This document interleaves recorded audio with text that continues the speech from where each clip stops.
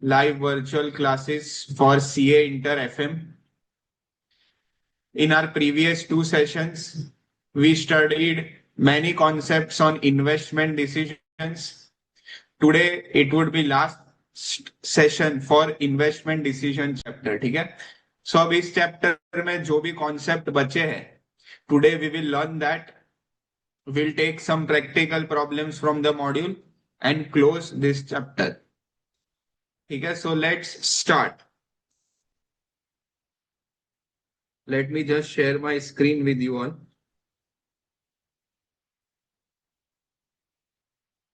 Okay, just a quick brief about our previous session. In our previous session, we completed concept of NPV. We understood the concept of IRR. We also learned capital budgeting technique of profitability index. ठीक है? IRR क्या होता है? IRR is a discounting rate of return that equates your PVCI with PVCO. मतलब IRR वो discounting rate है जहां पर PVCI will be equal to PVCO. Or in other words, you can say where NPV is exactly zero. ठीक है? IRR ढूंढने के लिए we use trial and error method. Trial and error method is nothing but connected to interpolation technique. And if you do not remember the logic of trial and error method, then you can just recollect the formula. Okay, so IRR was briefly discussed in our previous session. Profitability index is nothing but PVCI upon PVCO. How much PVCI on 1 rupee of investment? How much is the project generating PVCI? That is profitability index. 1 रुपया लगाने पे आपको PVCI कितना generate करके देगा project in present value terms, that is profitability index. ठीक है? फिर we understood the concept of capital rationing. Capital rationing is the situation where there are multiple projects in front of you and सारे ही profitable, सारे ही lucrative projects हैं, but there is restriction of funds. ठीक है? You do not have enough funding, you do not have enough capital to invest in all the projects. तो उस case में क्या करने का? उस केस में you have to give rankings and select the best of the best projects. ठीक है? अच्छा सर, अब रैंकिंग किस बेस पे देंगे? सो ranking will be dependent on the type of the projects. क्या प्रोजेक्ट डिविजिबल है या प्रोजेक्ट इनडिविजिबल है? If project is divisible, it means part of the project is possible. Part of the project possible means टुकड़ा आप project का ले सकते हो. Not 100%, then you can take 20%, 15%, 30%, 80% to the extent, to the proportion of capital that you have. ठीक है? So in that case, you give ranking based on NPV per 1 rupee of investment in the project. ठीक है? NPV upon PVCO अगर आपको याद हो तो. And if projects are indivisible, यानी कि project part is not possible, लेना हो तो पूरा प्रोजेक्ट लो, वरना you have to move on to the next project. So in that case we give rankings based on NPV technique. ठीक है? So in our previous session we also discussed a brief illustration explaining the capital rationing concept. Today, let's start with our last technique of capital budgeting called modified internal rate of return.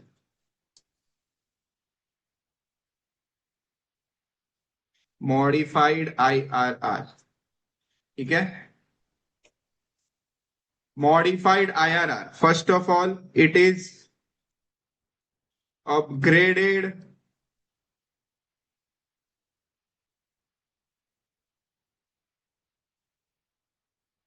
version of IRR. ठीक है? This is an advanced version, upgraded version of IRR. अब इस technique को समझने के लिए let's directly take an illustration so that आपको ज्यादा इजीली और अच्छे से समझ आ जाए, ठीक है। So everyone please open your modules and come to modified IRR technique.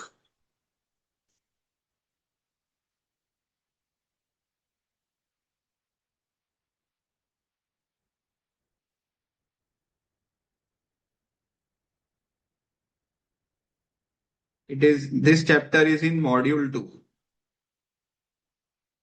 Now just let me search.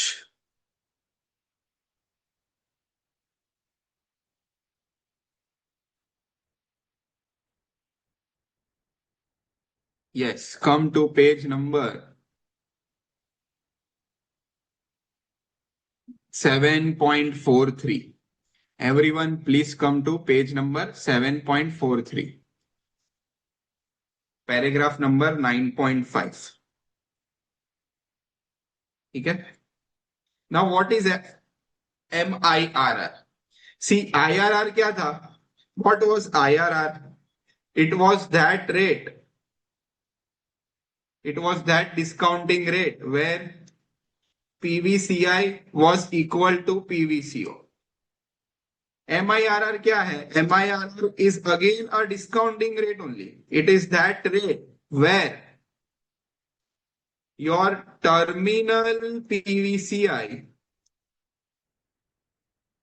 is equal to PVCO.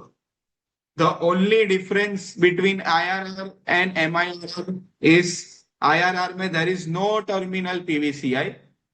It is just normal PVCI. But MIRR में it is terminal PVCI that equates with PVCO. ठीक है। सो अब सबके दिमाग में एक question आ रहा होगा, सर ये टर्मिनल पीवीसीआई मतलब क्या? ठीक है, we will understand that, don't worry. But first understand the difference between IRR and MIRR. Difference कहाँ पे है? आईआरआर में we just simply take PVCI, that is present value of cash inflows. MIRR में we first find terminal cash inflows and then we do the discounting of that terminal cash inflows. ठीक है। अब ये terminal cash inflows क्या होता है? Let's understand through illustration.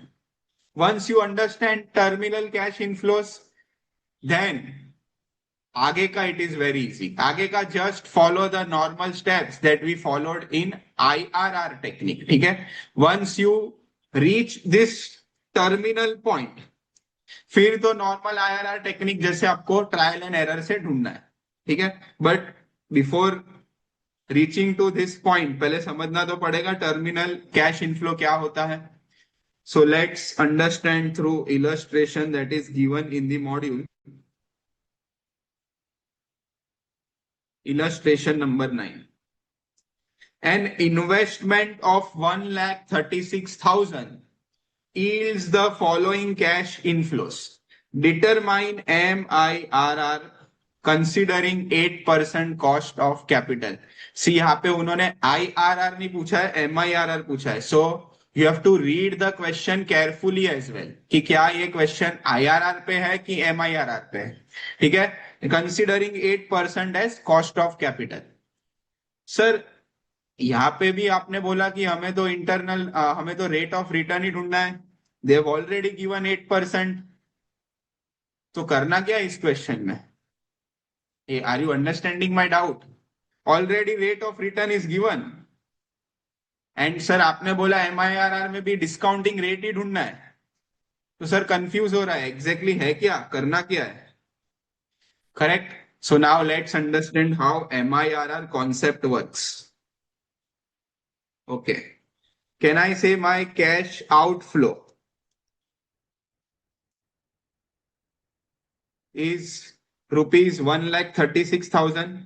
Project needs an investment of 1,36,000. So my outflow will be 1,36,000.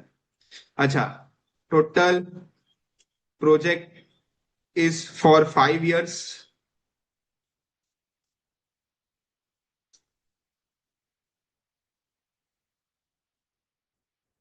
So let me just write down the number of years, 4 and 5.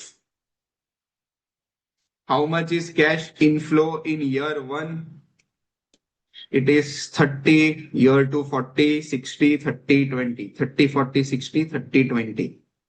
30, 40, 60, 30,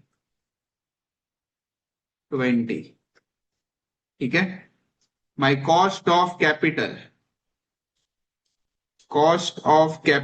is 8%. Now listen very carefully. What MIRR says, the core content that I will say now. ठीक है. अब मैं core content of MIRR बताने जा रहा हूं, तो सबका ध्यान यहाँ होना चाहिए. MIRR says, not just MIRR, but logically also, can you tell me, आपने फर्स्ट ईयर ये 30,000 कमाया, ठीक है. Your company earn cash inflow of 30,000 eight the end of year 1. तो क्या आप उसको तिजोरी में रख के, will you keep under lock and की? 30,000 कमा लिया, बस लॉक एंड की में रख दोगे क्या आप? और you will reinvest further? बोलो क्या करोगे? विल यू री इन्वेस्ट और keep it in under lock and key, keep it in the drawer या बैंक में? You will reinvest, right? So MIRR says, ये जो फर्स्ट ईयर में 30,000 कमाया है ना, this intermediate cash inflow will be reinvested till the end of project life. मतलब जब तक प्रोजेक्ट की लाइफ खत्म नहीं होती, तब तक ये 30,000 री इन्वेस्टेड रहेगा. Following everyone? ये 30,000 आप लॉक एंड की में छुपा के नहीं रखोगे, या ड्रॉअर में नहीं रखोगे, या बैंक के लॉकर में नहीं रखोगे. What you will do, you will receive 30,000 at the end of year 1 as an inflow, and you will reinvest till the project ends. Are you following everyone? You can reinvest anywhere outside, ठीक है. But can I से minimum जहां पे भी आप invest करो, be it in gold, be it in bonds, be it in other project, be it in other product, be it in other business, can I say at least you will ask for your cost? Understanding? So ये 30,000 we will be reinvested for further 4 years at 8%, minimum 8%. Everyone, till the end of the project life. ये आप 30,000 को सजा के नहीं रखोगे. You will reinvest somewhere else. You will reinvest in some other project, and from that somewhere else or from that other project, you will at least earn 8% every year. Understanding everyone? So tell me, ये 30,000 can I से 8% पे 4 साल के लिए invest होगा? Sir 4 साल कैसे? Project की लाइफ तो 5 इयर्स है ना. ए बट अंडरस्टैंड, ये 30,000 आपको स्टार्टिंग में नहीं मिल रहा है, आज के आज नहीं मिल रहा है, at the end of year 1 मिल रहा है. सो ईयर 1 के एंड से ईयर 5 के एंड तक पहुंचना है. सो कैन आई से यू विल री invest this for a period of 4 years. Everyone, did you follow this? कि हम ये 30,000 के साथ क्या करेंगे? Did you understand? Because if you don't get this, if you don't understand this, then you will not understand आगे का MIRR वाला concept. Followed? So can I say 30,000? If you reinvest for further 4 years at 8%, तो 30,000 का कुछ 40,000, 38,000, 35,000 कुछ ज्यादा ही होगा. Yes or no? Yes, correct. So this 30,000 will grow to some amount after 4 years at the end of 8%. Yes, 8% is COC, cost of capital. So wherever you invest, at least you will ask for your cost to get recovered. Clear? So at the end of 5th year, can I say 30,000 will grow to how much rupees? Can you all calculate? 8% is the rate of return. You invested 30,000 for 4 further years at 8%. So ये 30,000 का कितना बन जाएगा 4 साल बाद? So you take 30,000 in Calci, simply add 8% 4 times. So 30,000 plus 8% plus 8% plus 8% plus 8%.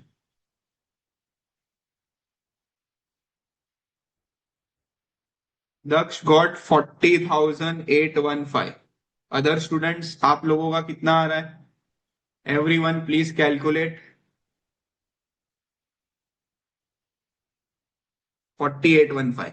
So eight the end of fifth year मेरे पास 30,000 नहीं, मुझे 30,000 का ग्रो करके 40,815 मिलेगा. Are you understanding this? Clear till year? So first year का cash inflow we reinvested at COC for further 4 years. ठीक है.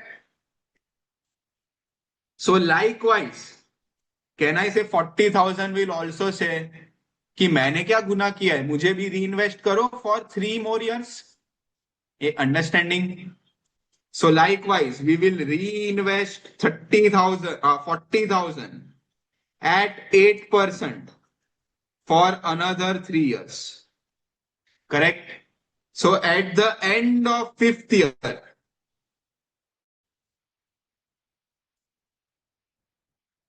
in other words, can I say 40,000 was reinvested at 8% for another 3 years, which grew to 40,000 grew to how much rupees? 50,388. 50,388. Clear till here? Likewise, 60,000 will say reinvest me for another 2 years at 8%. Because even I am getting generated at the end of 3 years. तो आप क्या करोगे? Drawer में तो नहीं रखोगे, bank के locker में तो नहीं रखेंगे. 60,000 will become how much at the end of fifth year?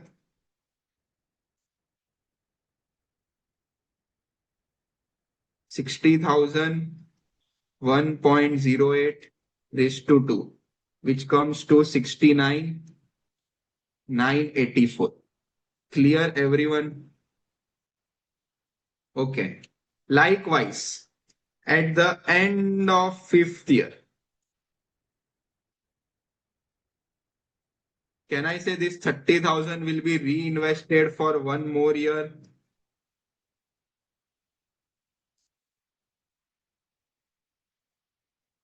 So MIRR indirectly is trying to explain that all the intermediate cash inflows, जो भी आप 1 साल और 5 साल के बीच जो कैश इनफ्लो जनरेट कर रहे हो ना, that all will be reinvested at a minimum required rate of your WACC.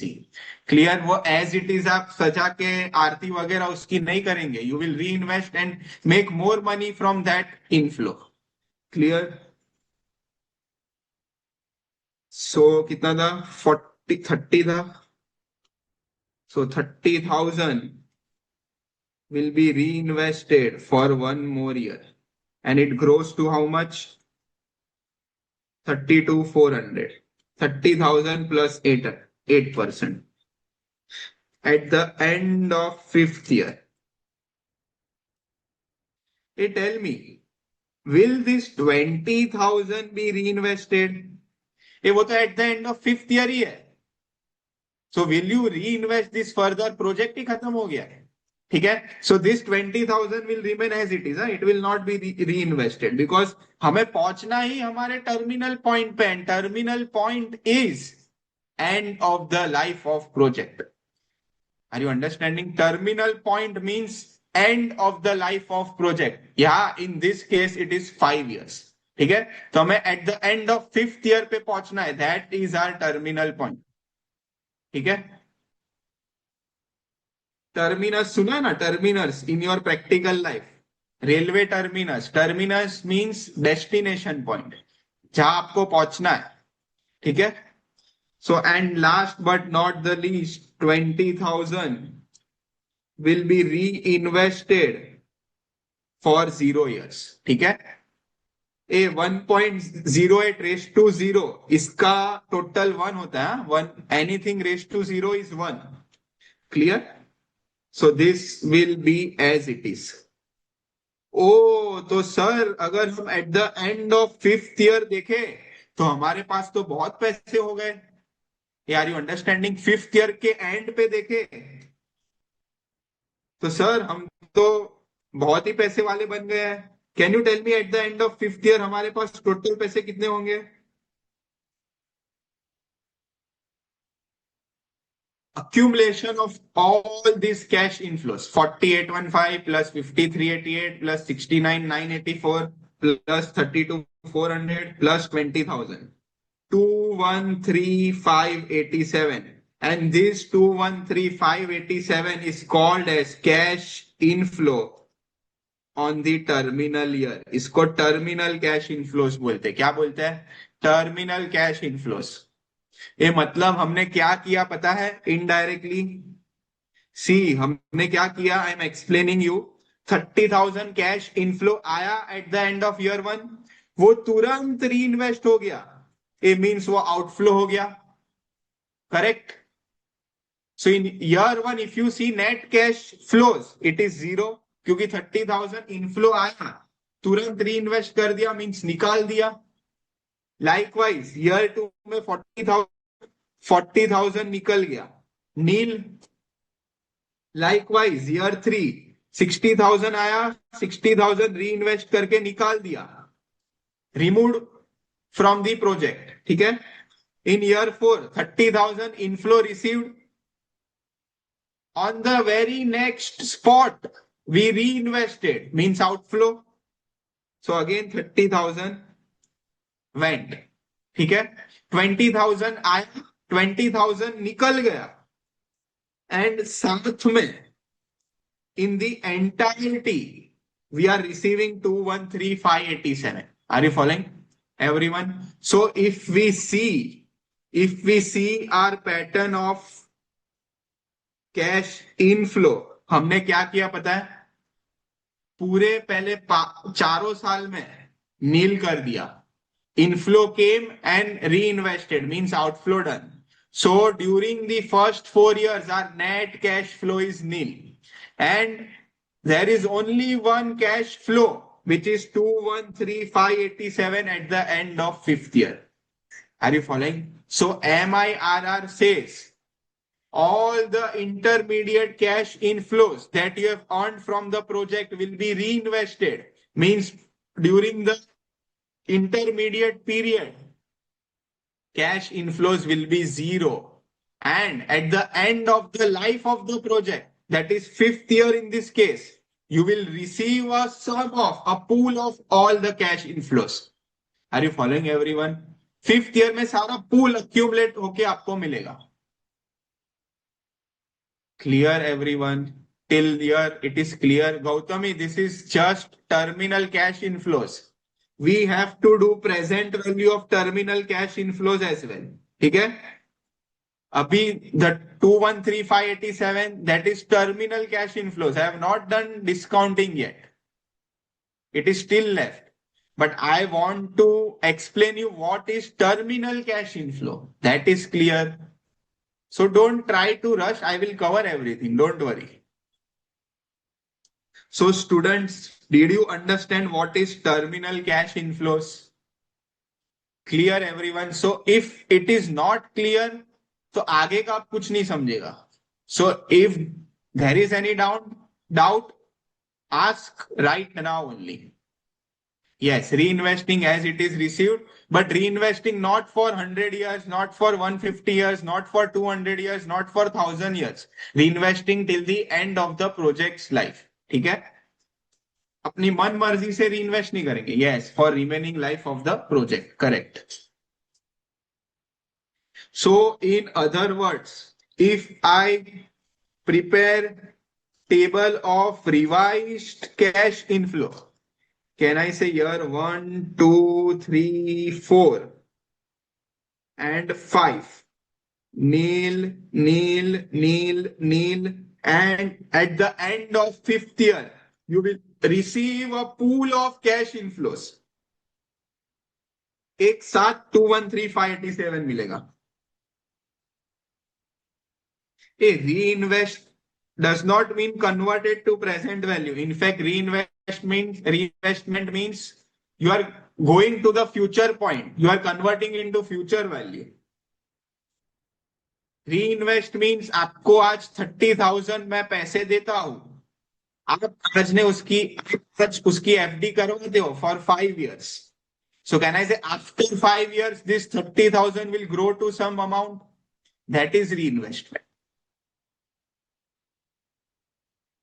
So this is the pattern of revised cash inflows. Clear till here, everyone? Now normal IRR starts. MIRR says find the discounting rate.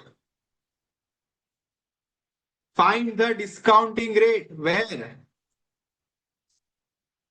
term ICAI equals to PVCO. मतलब कि take trial 1 at 10%.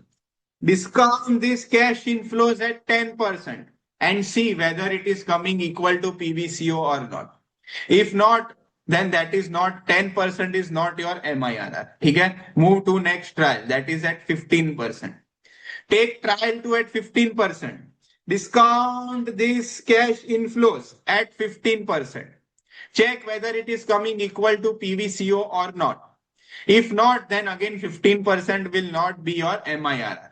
Then we will try to find the range. Understood? So up from this point, if you find terminal cash inflows, then from that point, normal IRR way starts to find the discounting rate. Clear, everyone? So let's do trial 1 at 10%.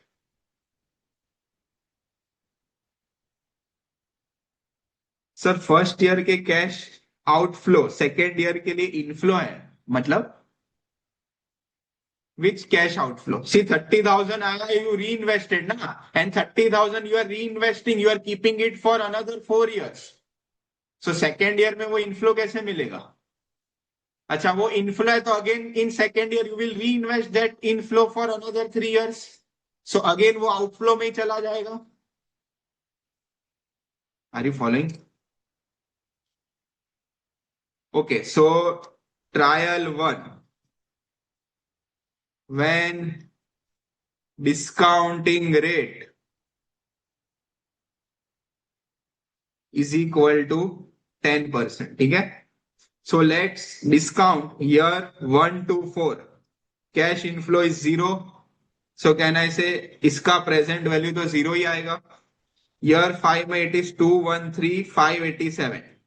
So take 213,587 all can see divided by 1.10, press equal to 5 times. कितना आया?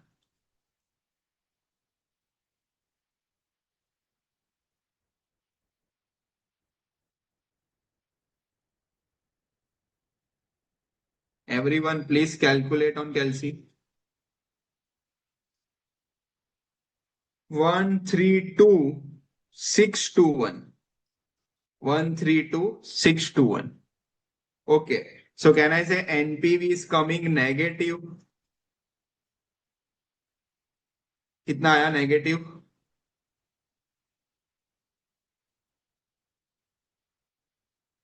It is coming 3,337. 3,379. Yes. 3,379. So can I say 10% cannot be my IRR because NPV is not coming to 0. Are you getting it? Everyone? So can I say we have to move to next trial? But trial 2 can either be above 10% and can either be lower 10%. बोलो इस case में हमें trial 2 10% से कम या ज्यादा लेना चाहिए. Lower yes, because you want to increase this NPV. Negative से 0 पे लाना है. ठीक है? So if you want to increase the present value, you lower your discounting rate. Present value and discounting rate are inversely related. Okay, I explained you in our previous session as well. So let's take trial 2 at 7%. I am taking a gap of 3%.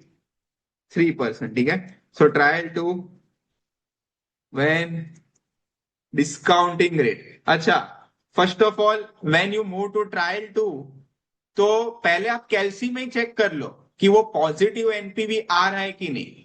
Is trial two generating a positive NPV और not. If yes, then you can estimate the range, means आपको range मिल गई and then you can do the interpolation. But अगर trial two में भी negative आ रहा है तो don't write that in your solution, सिर्फ कैल्सी पे पहले सॉल्व करो. ठीक है. So when discounting rate is at 7%, first calculate on calci, क्या पॉजिटिव एनपीवी आ रहा है कि नहीं. 152. Okay, so I guess trial two at 7% can be taken. ठीक है. Okay, so let's take trial 2 at 7%. 0, 0, 213,587. So terminal PVCI comes to 152,285. Everyone, are you getting this amount? 152,285 less PVCO 136. So NPV is coming to positive. कितना आ रहा है? 16,285. Okay. So at 7% it is positive 16,285. At 10% it is negative 3,379. So can I say I found the range where NPV 0 would be lying?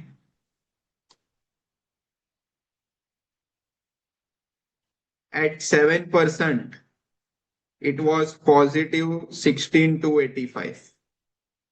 At 10% negative 3,379. Okay, now you can directly apply the formula as well.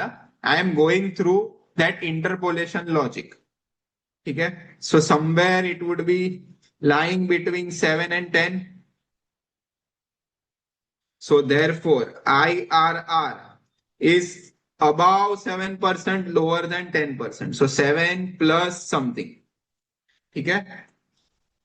By interpolation, we will find the something wala, fill in the blanks. When I increase the rate from 7 to 10%, मतलब जब मैंने rate 3% से बढ़ाया तो NPV में बौछार आ गई. NPV showed a movement of how much rupees? It fell by 16,285 plus 3,379, 19,664. Correct. But मुझे एनपीवी 19,664 से नहीं गिराना है. I want to reach at 0. I want to reach at a point where NPV 0. सो कहने से मुझे सिर्फ 16,285 से गिराना है NPV. So if you want to bring down your NPV by 16,285, then by how much percent you need to increase the rate? Simply cross multiply. 16,285 into 3 divided by 19,664.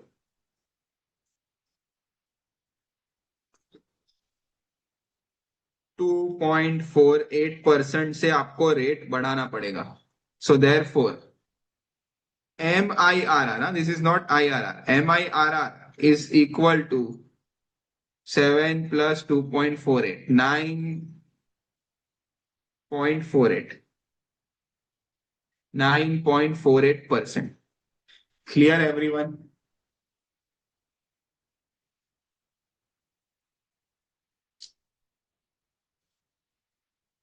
$16,285 into 3 divided by 19,664.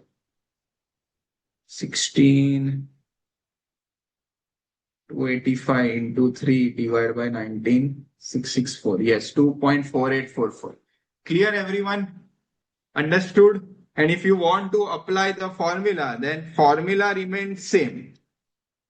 Lower rate plus NPV at lower rate divided by NPV at lower rate minus NPV at higher rate multiply by higher rate minus lower rate. Okay. So by applying the formula as well, you will get same answer. Bolo, any doubts in MIRR technique, students? So MIRR technique को अगर conclude करना हो, तो MIRR technique says all the intermediate cash inflows will be reinvested at your WACC. ठीक है? जो आपका cost of capital है या जो आपका desired rate of return है, उस रेट पे all the intermittent cash inflows will be reinvested. After reinvesting, you will reach at the terminal point. Terminal point is nothing but your end of the project's life. ठीक है, वहां तक पहुंचना है. सो इससे क्या हुआ, इससे जो भी बीच वाले कैश इनफ्लोस थे ना, वो सारे समाप्त हो गए, नील हो गए.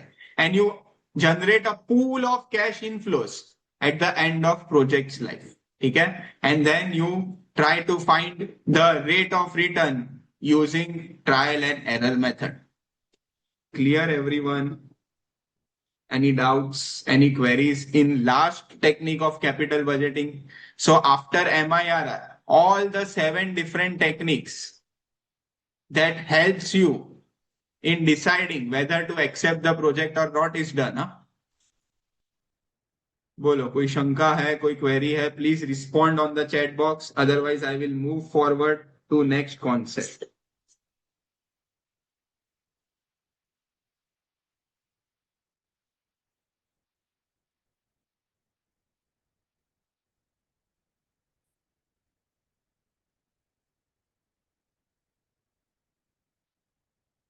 बोलो, any doubts, any clarity that you want?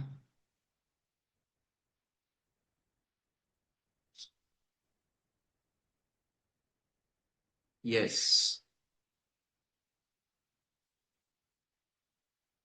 Yes, correct. Okay, now moving to next concept. Actually, it is an advantage. See, यहाँ पे in academic world it is COC, but in practical world, can I say you will ask desired rate from the project? So you will reinvest at your desired rate. आपकी जो इच्छा है कमाने की project से, at that rate you will reinvest. Understanding in practical world. यहाँ पे why we are assuming COC, because we have to maintain uniformity in academics ना. सबकी personal desired rate would be different. Someone would wish to earn 10%, someone would wish to earn 20% from that same project. So in that case, uniformity will not be maintained. That's why we are taking COC from academic perspective. ठीक है? But in practical world, we invest at desired rate. Okay, now moving to next concept. Decision making when life of 2 projects are unequal. ठीक है? The next concept is about decision making when 2 project की life is not same, दोनों अलग अलग है. उस case में कैसे डिसीजन लेने का, which project to accept, that we will learn now. Understood the background of our next concept? So tell me, let's say there are again 2 projects, project A, project B. ठीक है? Project A is generating NPV of let's say 6 lakh, and project B is generating NPV of let's say 5,35,000. Life of project A is 6 years. Life of project B is 3 years. So just looking at absolute NPV,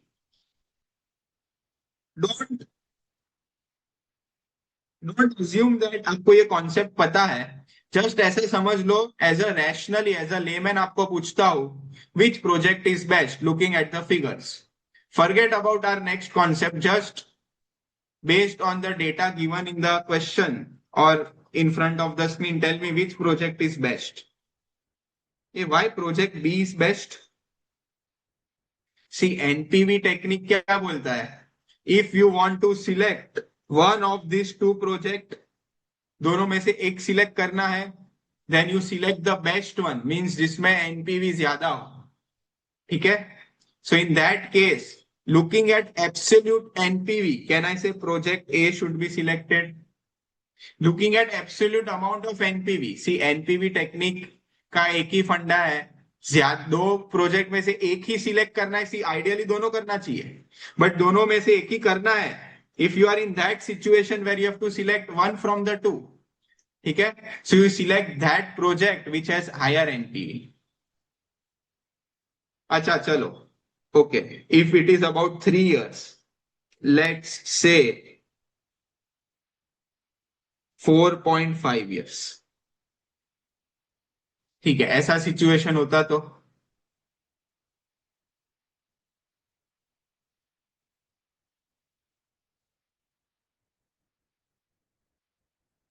now a see now can I say अब सबका decision वापस change हो गया. So in short, NPV technique का decision making is very clear, the funda is very clear. दोनों में से एक प्रोजेक्ट चूज करना है. If you have to choose any of the one project from the two, you select that project which generates higher NPV. ठीक है. But but there is one terms and condition. Product में ऐसा नीचे terms and condition छोटे में लिखा होता ना, वैसा you can select based on NPV only when life is equal. ये लाइफ इक्वल होनी चाहिए, हाँ, तब जाके आपका decision is right that select that project which has higher NPV. ठीक है. But when life is not equal, you cannot outrightly compare the two projects. Are you following this concept? Now this concept says when the life of project is unequal, just comparing the NPV is incorrect because life is unequal. So outright comparison of NPV amount and decision making based on NPV is incorrect when life is unequal. Clear till here? So this concept says, तो sir अब हमें करना क्या है? Bring the life to a comparable point, bring the life at equal point and then decide. Are you following everyone? Concept समझ रहा है क्या है, कैसे करेंगे, that is a secondary part. But first you should understand the background of the concept. Clear? हाँ Gautami, you rightly mentioned that per year how much NPV, on an average per year कितना NPV. ठीक है, that is correct. That is one of the method to bring the life at a comparable point. Clear? So again I am repeating the background of this concept. This concept says if there are two projects with unequal life, then deciding purely outrightly based on NPV is incorrect. ठीक है. First bring the life at a comparable stage and then decide which project to be selected. Are you following? So under capital budgeting, to bring the life at a comparable stage, दोनों की life को comparable point पे लाना हो, समान point पे लाना है, तो there are two methods. Either use replacement chain method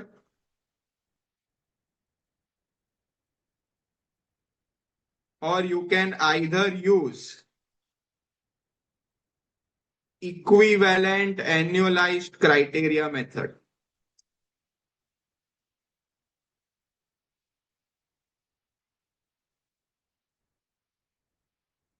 ठीक है. इक्विवेलेंट एन्युअलाइज्ड क्राइटेरिया को हम ईएसी बोलते हैं. ठीक है. So capital budgeting says if you want to bring your life at a comparable point, use any of these two methods. But I would suggest always go for second method because it is very logical, it is very quick in solving. It gets your answer expeditiously, मतलब एकदम fast आपको calculate करके बता देगा. ठीक है. So this is widely used in practical one. Replacement chain method के अपने कुछ कॉम्प्लिकेशंस एंड कॉम्प्लेक्सिटीज है, so that's why in the real financial world finance team go for second method, ठीक है। But since you are in academics you have to read the question, question में जो method पूछा है you have to follow that, clear. So I will explain both the methods to you now. So let's first target replacement chain method and let's understand again replacement chain method through illustration given in the module, ठीक है। Direct हम illustration ही लेते हैं and उससे ही समझते हैं, सो that आपको ज्यादा अच्छे से समझ जाए।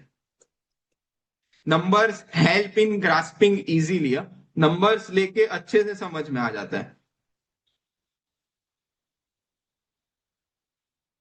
So come to page number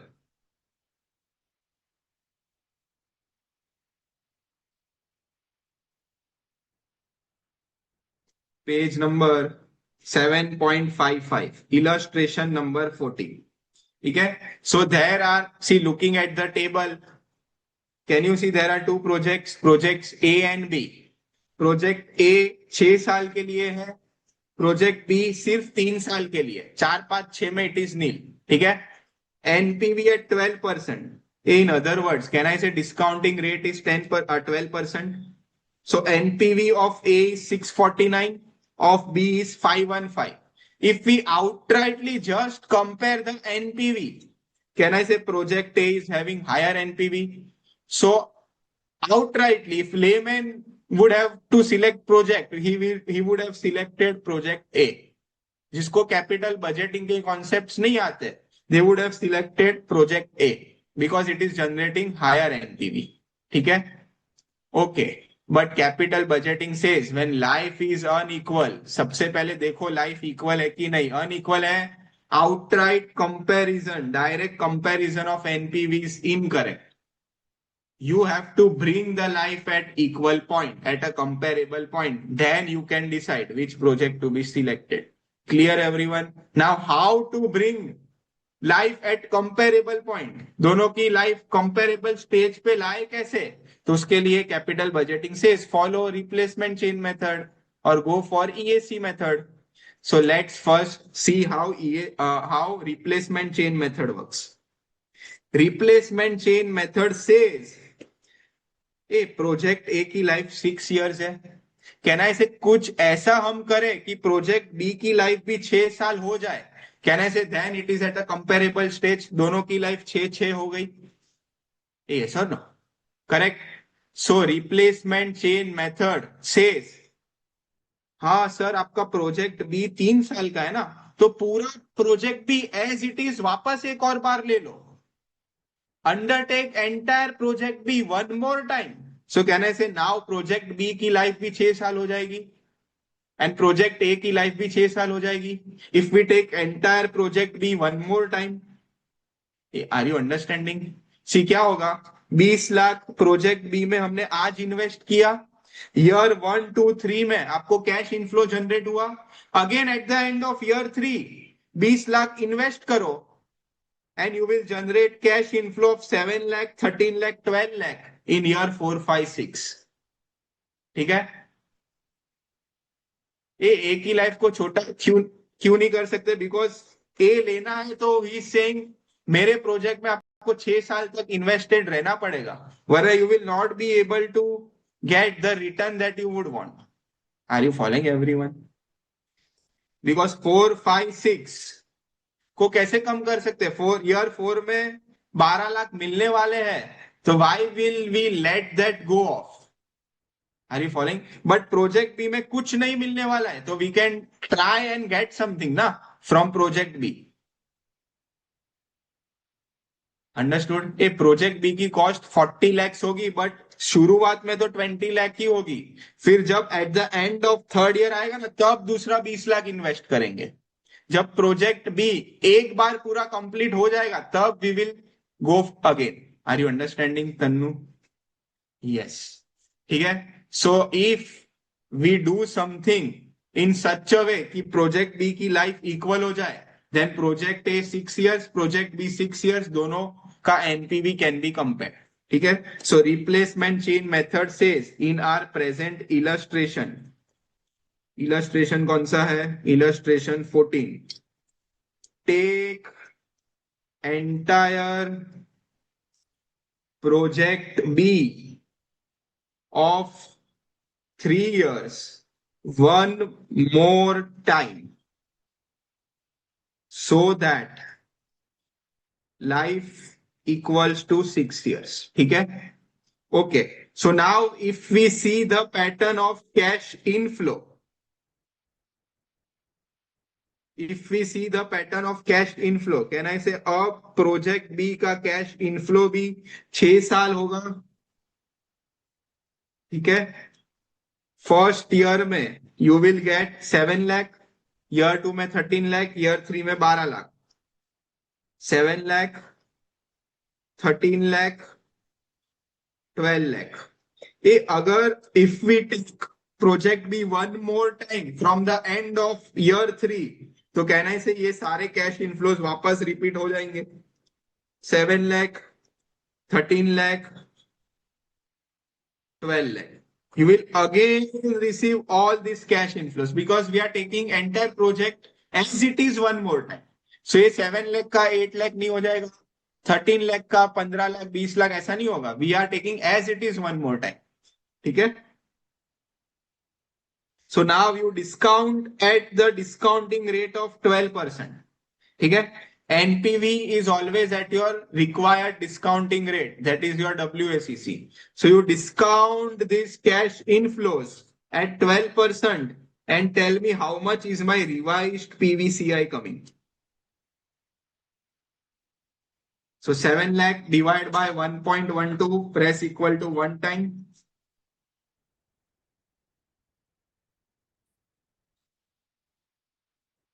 फिर 13 lakh divide by 1.12, press equal to 2 times. I can do for year 1.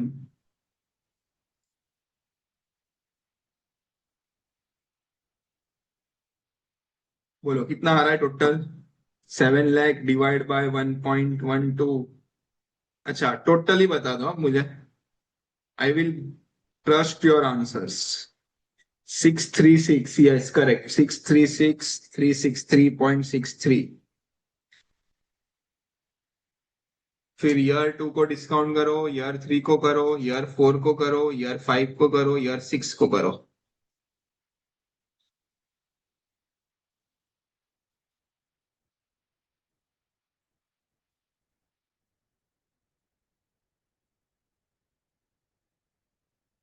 Yes students, 1074,380 total बोल रहे हो.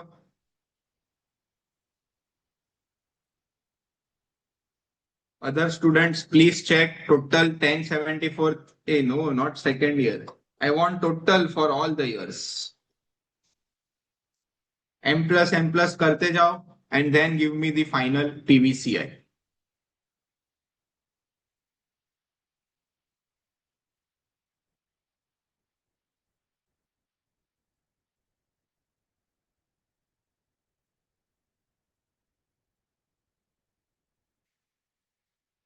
Let me know if you are stuck somewhere.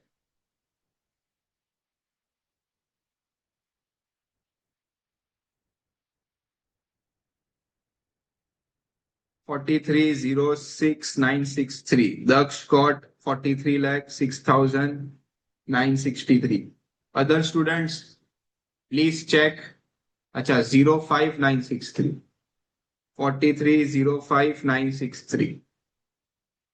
Kushi also got the same answer. Other students, yeah, no worries, Daksh.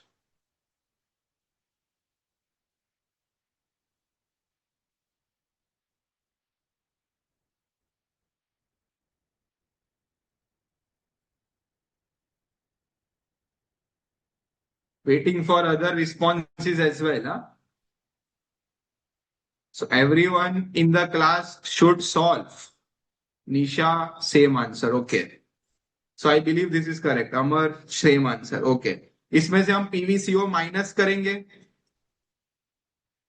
PVCO, see now 20 lakh will be invested at year 0 शुरुआत में, and बाकी का जो 20 lakh है we are taking the project one more time ना, so that 20 lakh would be considered as additional investment at the end of year 3.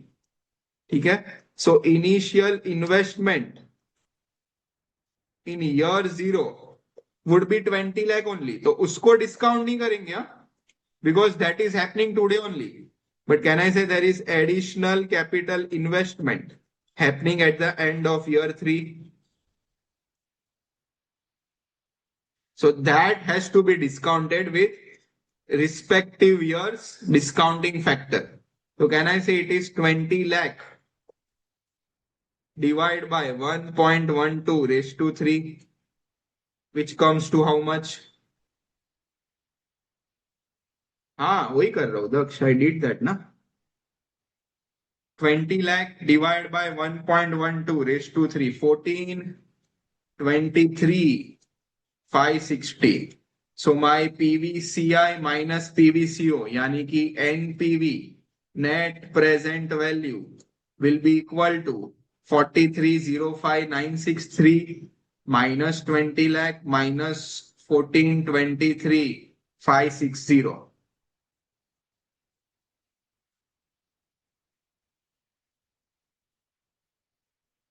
So how much is NPV coming to?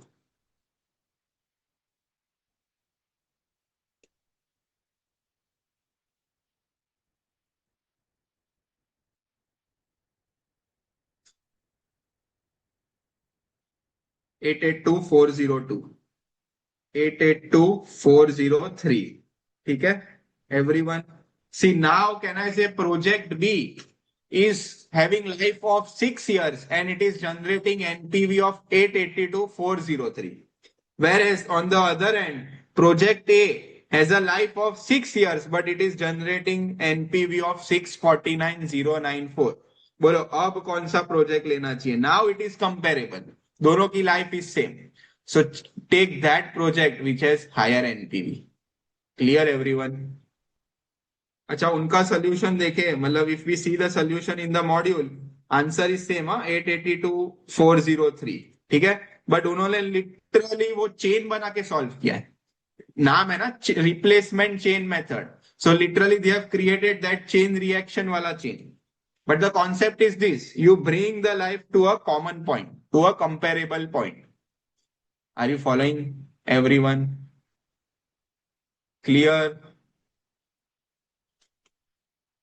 So they have literally created a change. See, year 0 mein you invest, you generate return of 7 lakh, 13 lakh, 12 lakh in year 1 to 3, then 20 lakh again reinvested at the end of year 3. Then you generate 4, 5, 6 years में 7 lakh, 13 lakh, 12 lakh. I went through our normal table wala way. They have literally created that chain. So this was replacement chain method. अब इसका एक disadvantage क्या है पता है? It involves lot of calculations and time consuming. मतलब this method is a time consuming method and it involves lot of calculations. See in the present illustration it was very simple कि project B को आप 2 बार ले लो. But what if this was the situation? Project A having life of 17 years, project B having life of 19 years. ऐसा होता तो क्या करते हैं? Are you understanding where I'm getting stuck now? In the present illustration, it was very simple. एक 3 साल, एक 6 साल, take entire project one more time, 6 साल हो गया. अच्छा 2 और 4 भी होता तो सिंपल होता, take entire project one more time, 4 years हो जाएगा. But what if it was 11 years, 17 years, 19 years or something like this, 11 years, 13 years. तो क्या करेंगे? Can I say common life would be take entire project A 19 times. That would be the common life. And take entire project B 17 times. A R you following? तब जाके हम common life comparable point पे पहुंचेंगे. अच्छा, in this case take and project A 13 times, take entire project B 11 times, तब जाके common point, common life comparable point पे पहुंचेंगे.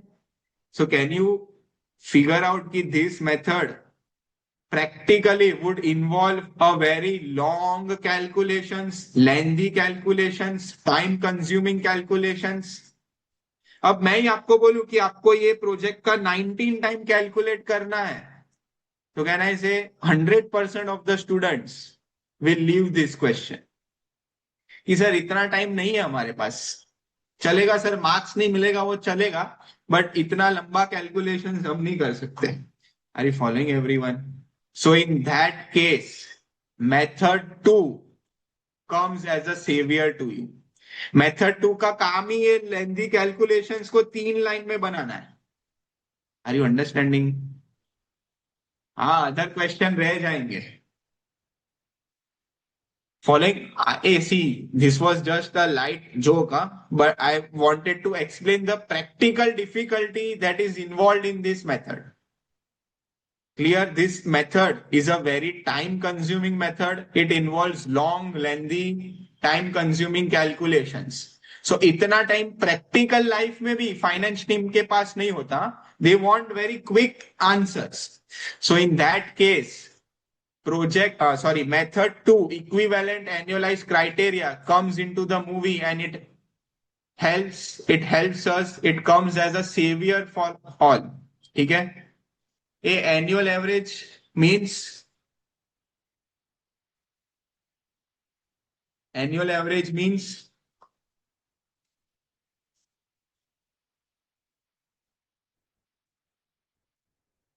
divide by 6 और divide by 3 करना है ऐसा.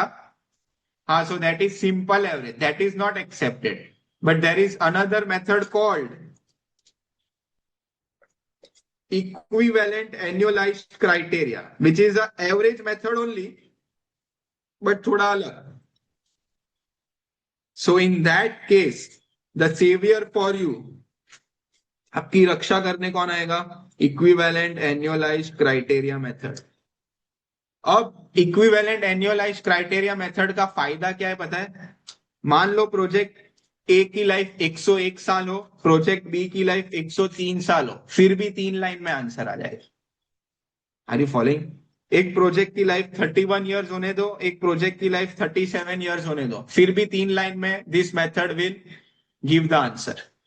Understood? This is the simplicity. This is a very advantage wala point for method 2. Cream point for yes, equal कर देंगे. Okay. So now in under equivalent annualized criteria, you have to just follow 3 steps. Step 1, calculate normal NPV for both the projects. ठीक है? अब हम replacement chain में नहीं जा रहे हैं, तो वो कॉन्सेप्ट को आप हटा दो. ठीक है? Step 1, calculate normal NPV for both the projects. Can I say in present illustration NPV is already given to us. NPV of project A is 649 and for project B is 515488. 649 094 है, 515 488 है. अच्छा, how much is the life of project A? 6 years 3 years. Correct. Discounting rate कितना है? How much is our discounting rate or WACC? Can I say it is 12%? Yes or no?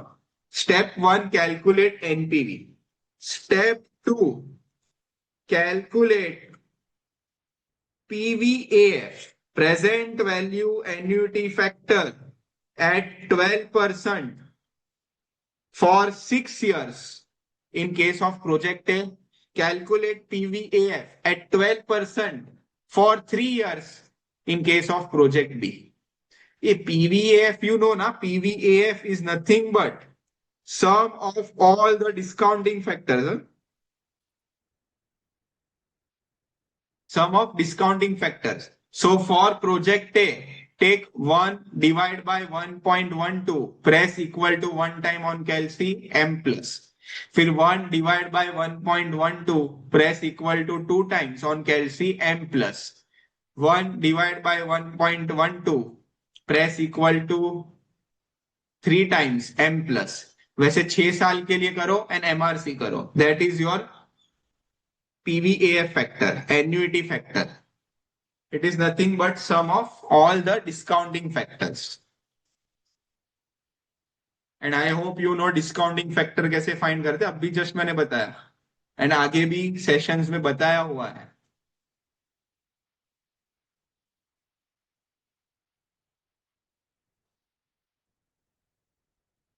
I am doing spoon feeding for you all.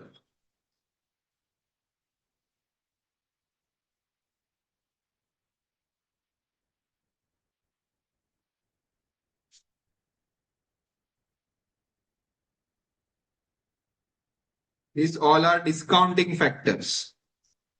ये सबका total is annuity factor. कितना आया? Project A 4.111. 4.111. And for project B, Tanu is getting 3.6048. A project B is for 3 years. हाँ तो यहाँ 3 साल के बाद रुक जाने का. Only this much for project B. 3.6048.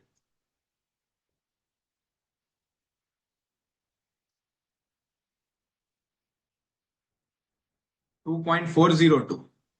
Tanu 3.6048 is, I guess, incorrect then. 2.4018. Okay. So everyone is getting, most of the students is getting 2.4018. Tanu, what mistake have you done? आपने 6 साल कितने साल ले लिए? 6 years. तो 6 years का तो 4.111 आ रहा है ना. So how can you get 3.6048 if you have taken 6 years then? Anyways, just do summation for 3 years. ठीक है? Okay. Step 3 is nothing but NPV divided by PVAF. That is nothing but 649,094 divided by 4.111. And for project B, it is 515,488 divided by 2.4018. करो तो कितना है answer? This is final step. NPV divided by respective PVAF.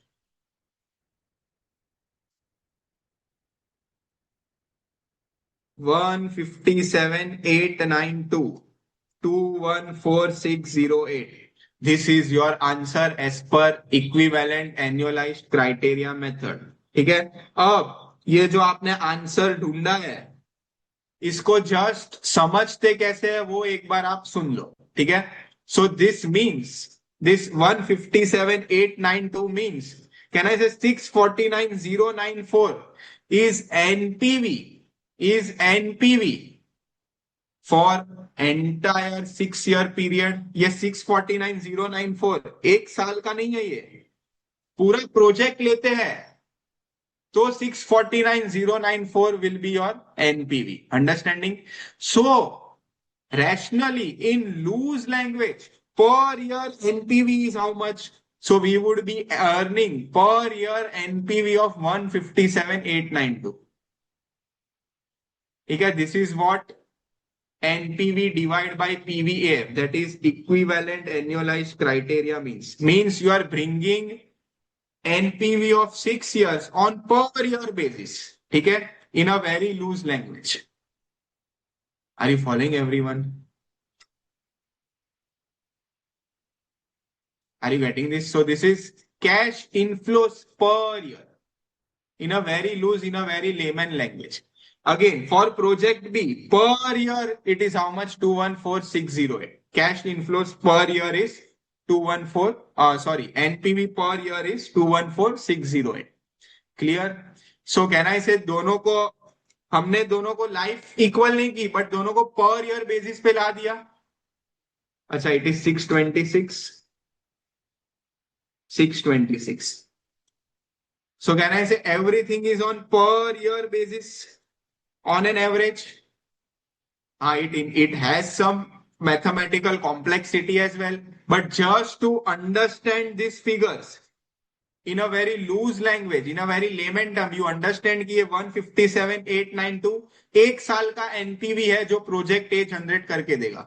Project be on the other and per year NPV it would generate 214,626. ठीक है. Vedant, I will explain. Don't worry. Just don't break my link right now. I will explain how to calculate PVAF. So can I say on per year basis, project B is generating more NPV. So that's why we will select project B. And project B replacement chain method में भी project B ही आ रहा था. Understood everyone? How to solve or how to calculate EAC? Clear? Under replacement chain method, you are bringing the project at a common life. Under EAC method, you are bringing all the calculations on per year basis. Following students, bolo, any doubts, any concerns? I will explain how to calculate PVF, don't worry. But फिलहाल ये समझा. So in other words, per year NPV of project B is more.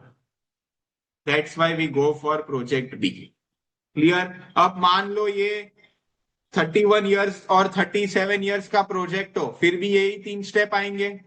हाँ, सिर्फ पीवीएएफ आपको 31 years और 33 years के लिए calculate करना है, बट 3 स्टेप में हो तो जाएगा. 101 और 103 साल के प्रोजेक्ट हो तो again you have to just follow this 3 steps.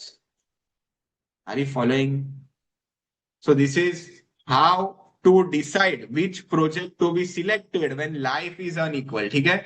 So जब भी क्वेश्चन में लाइफ अनइक्वल हो तो सीधा एनपीवी पकड़ के डिसीजन मत लेना.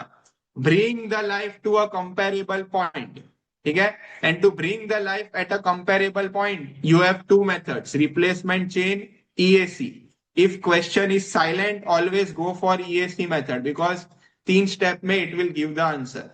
Question specifically says use replacement chain, then you have to follow the question. Don't question the question. ठीक है. This simple funda you should have in your life. Don't question the question. आगे बढ़ने का.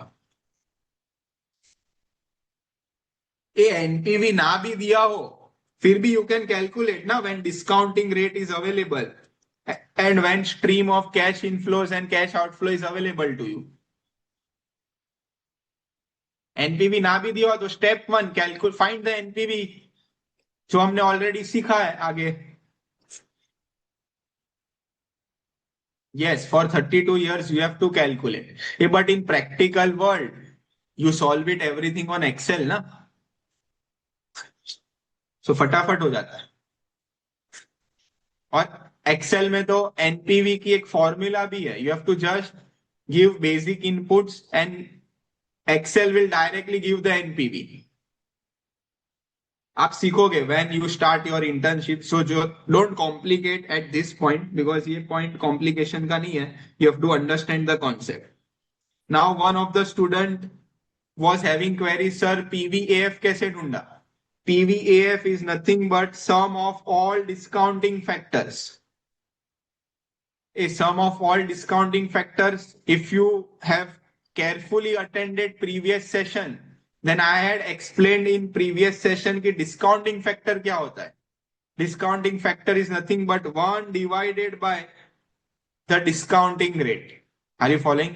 In this case, it is 1.12. So 1 divided by 1.12 raised to 1 is called as discounting factor of year 1. फिर 1 divided by 1.12 raised to 2 करेंगे तो it is called as discounting factor of year 2. वैसे you do it for year 3, year 4, year 5, year 6. ये सब discounting factors को आप add करो और जो नंबर आएगा that is called as PVAF, annuity factor. Table दिया है क्वेश्चन में then you can directly take the value from the table, but table नहीं दिया है then you should know how to find पीवीएएफ।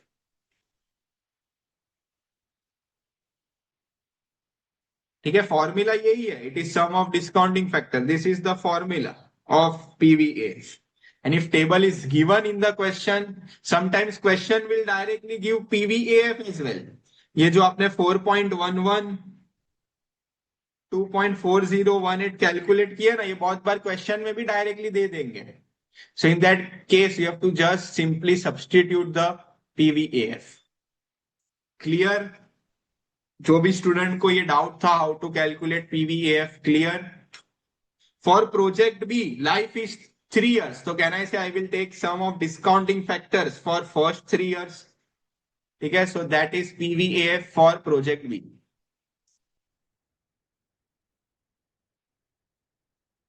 हाँ, इक्वल टू प्रेस करते जाओगे तो नेक्स्ट ईयर का आते जाएगा।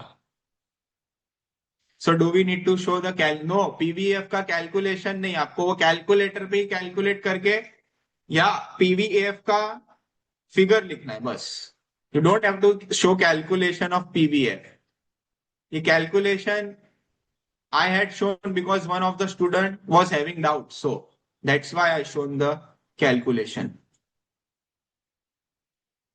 Clear, everyone?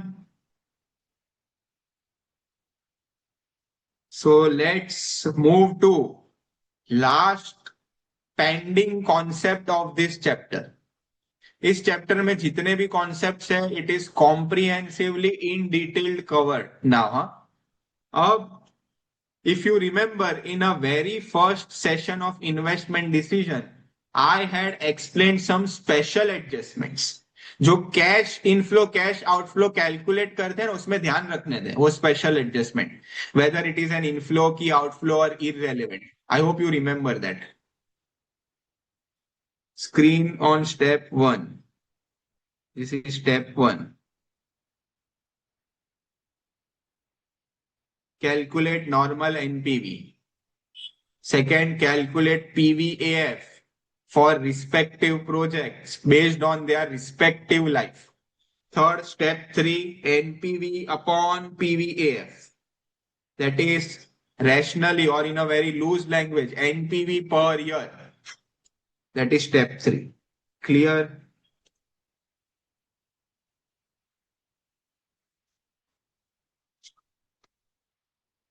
So with this, we complete illustration 14 as well.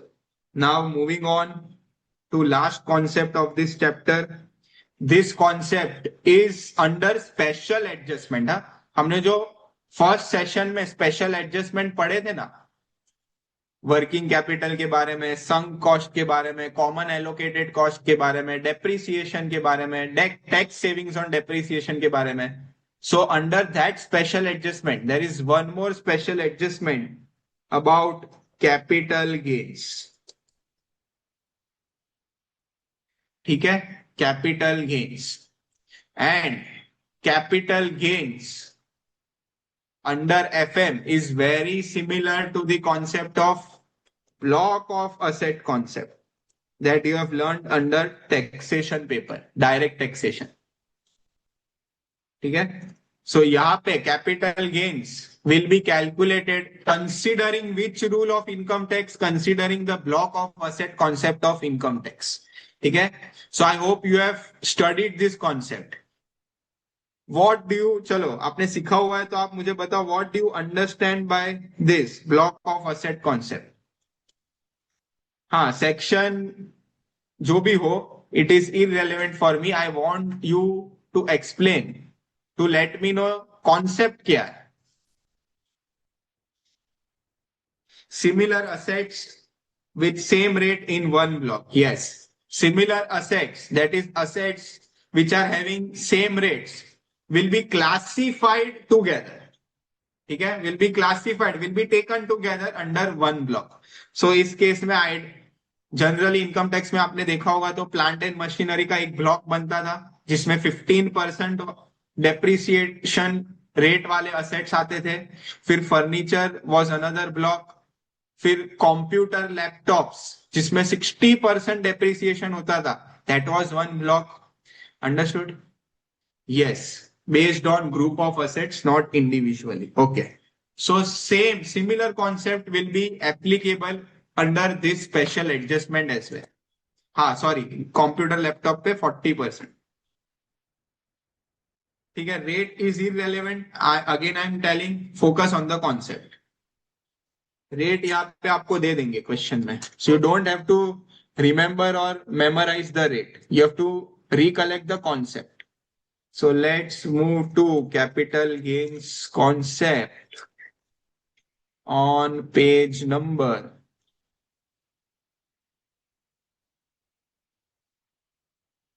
7.13. Everyone please come to page number 7.13. Can you see example 2? So that example, taking this example, we will also learn capital gains concept under capital budgeting. Okay. Suppose A Limited acquired new machinery for 1 lakh, depreciable at 20% as per WDV method. Hey, I hope you know कि income tax में WDV method is only used. Only for one asset, SLM method is allowed. That is for power distribution asset. I hope you know this. Income tax में depreciation is always on WDV. ठीक है? So here you acquired a new machinery for 1 lakh, depreciable at 20%. So ideally under capital budgeting, I told you depreciation in itself is irrelevant. Depreciation का जो amount आता है it is irrelevant. But उसके वजह से because of depreciation, the tax that you save is relevant for our decision making. Understood? Everyone. So to find the correct amount of tax in this chapter, can I say you have to first deduct correct amount of depreciation. ये अगर आपने depreciation ही सही minus नहीं किया तो tax गलत हो जाएगा. ये are you processing what I am trying to say? Understood? So depreciation that you deduct first has to be as per income tax. Are you following everyone? So हमने जो फॉर्मेट सीखा था ना, sales less variable cost, contribution less fixed cost excluding depreciation, then you get NPBDT. NPBDT के बाद हम जो depreciation minus करते हैं, that has to be as per income tax. Are you following everyone? Clear? Because अगर depreciation amount गलत हो गया, then tax would be wrong. Clear? So depreciation that you deduct under this chapter is as per income tax. Followed? हाँ, अगर question says, question is, if specifically question is only saying कि assume SLM method is used for income tax, then again I am repeating, don't question the question, you follow SLM. Clear? बाकी ideally as per income tax, WDV method should be followed. Okay, the machine has an expected life of 5 years with a salvage value of 10,000. The treatment of depreciation and short-term capital gain loss in the 5th year in 2 cases shall be as follows. So case 1 is when there is no asset, no other asset in the block. It means हमने ये जो machinery खरीदा है ना 1 लाख में, that is the only machine in the entire 20% block. That is scenario 1. Clear? So we will again take that same scenario. Scenario 1. When only single asset is there in the entire block. ठीक है? So purchase price of the machinery, it is given as 1 lakh rupees. Clear? Life is 5 years. Salvage value is how much? How much salvage is given? Salvage is 10,000. Hey, can I say salvage is nothing but my sale value in year 5? Yes or no? This is scrap value. Scrap value means आप ये machine को भंगार में, scrap में you will sell it in year 5. correct? So salvage is nothing but your selling price of the machine. हाँ, residual value at the end of, residual value means आप ये बेचोगे ना, प्रोजेक्ट खत्म हो जाएगा, मशीन को आप स्क्रैप में बेच दोगे and you will receive 10,000. Correct? So in other words, from income tax point of view, it is nothing but your sale value at the end of life. Clear till here, everyone? I am just writing the data given in the question. WDV rate 20%. So step point number 1 under block of asset concept. Block of asset concept क्या बोलता था? जिस year में आप asset बेच रहे हो उस ईयर में डेप्रिसिएशन प्रोवाइड नहीं करना है. Are you following this? I hope you are recollecting this. The year in which you sell the asset, and if there is only one asset in the block, then you don't have to first provide the depreciation. Understanding? So can I say depreciation will be provided only for first 4 years? Fifth year mein you are selling the asset, so block of asset income tax rules section says you don't provide the depreciation in the year of sale. Clear? So ideally, can I say I have to reach at WDV of machinery at the end of 4th year, because 4 साल के लिए मैं depreciation दूंगा और मैं वहां रुक जाऊंगा. फिर I will sell the asset and I will see whether there is any gain or not. ठीक है? So first of all we will provide depreciation for 4 years. ठीक है? So I will start today with 1 lakh rupees. First year में 20% depreciation दूंगा, means 20,000 is depreciation for year 1. ठीक है? सो year 1 का आप जो इनकम स्टेटमेंट बनाओगे ना, एनपीबीडीटी माइनस डेप्रिसिएशन, वहां 20,000 माइनस होगा. Understanding? Are you following? Yes. So this is WDV at the end of year 1, 80,000. फिर again depreciation for year 2. So under the income statement of year 2, the depreciation that you subtract before NPBT, it will look how much? It will have value of 16,000. Understanding? So this is WDV at the end of year 2. ठीक है? कितना आया? 64,000. Likewise, we will provide depreciation for year 3, which comes to how much? 12,800. So WDV at the end of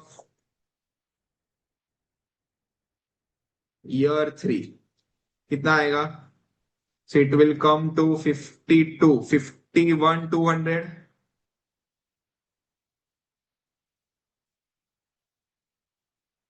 How much it is coming? 64 minus 12,800. 64 minus 12,800. 51,200. So 64 minus 20%. 51,200. And last, depreciation. Minus 20% depreciation for year 4, and WDV at the end of year 4. WDV at the end of year 4 comes to 49,60. Okay? 10 to 40 is the depreciation. Clear? So the income statement that you prepare for first 4 years, in that income statement you will find depreciation 16,000 पहले साल में, दूसरे साल में 12,800, first year में 20,000, 20,000 in year 1, 16,000 in year 2, 12,800 in year 3, and 10 to 40 in year 4. Year 5 में depreciation you will see as 0. Because हमने asset बेचा है, there is only one asset in the entire block. So this 4,960 means, as per income tax records, as per your records under income tax, the asset is still worth 4960. Understood? And this worth 4960, can I say it is sold for rupees how much? This asset which is worth 4960 as per your income tax record is sold for, can I say 10,000 rupees? Yes or no? Bhangar में 10,000 मिला, scrap value is 10,000. Are you following? The asset having worth 4960 is sold at a meager scrap value of 10,000. Correct? So फायदा हुआ कि नुकसान हुआ? Is this a gain ki loss? So Income Tax Act says this is short-term capital loss. Are you following? Loss hai, but short-term capital loss, not long-term. Huh? Capital gains can either be short-term, long-term. Capital loss can either be short-term, long-term. But income tax rule says if you are selling any business asset, that gain or loss will always be treated as short term. Clear? So can I say 3960 is your capital loss that you are suffering? Yes or no? Clear till here? Yes, depreciable asset is always short term. So that income tax में आपने पढ़ लिया है. So short term capital loss, ये अगर मान लो for the time being just a random number, let's say ये 3960 का गेन होता, ये गेन होता, just assuming if this was a gain, तो can I say ये 3960 पे जो भी capital gains होता, let's say capital gains for example is 15%, so this would be an outflow for our company. It is a gain on sale. How it is gain? The asset worth is 40,960 and you have sold it for 10,000. So how can it be a gain? आपके पास car है जिसकी आज की value 10 lakh है और वो आप आज मार्केट में 2 लाख में ही बेच रहे हो, तो आपने 8 लाख का फायदा किया कि नुकसान किया? हाँ, we got 10,000 only. This is 10,000 only. Sale value is 10,000 only. So I hope you understood कि क्यों गेन नहीं है. See, this is a loss, huh? But मान लेते हैं for the time being, just assume this was a gain, 3960. So can I say tax on STCG 3960 into 15% करो, कितना आएगा?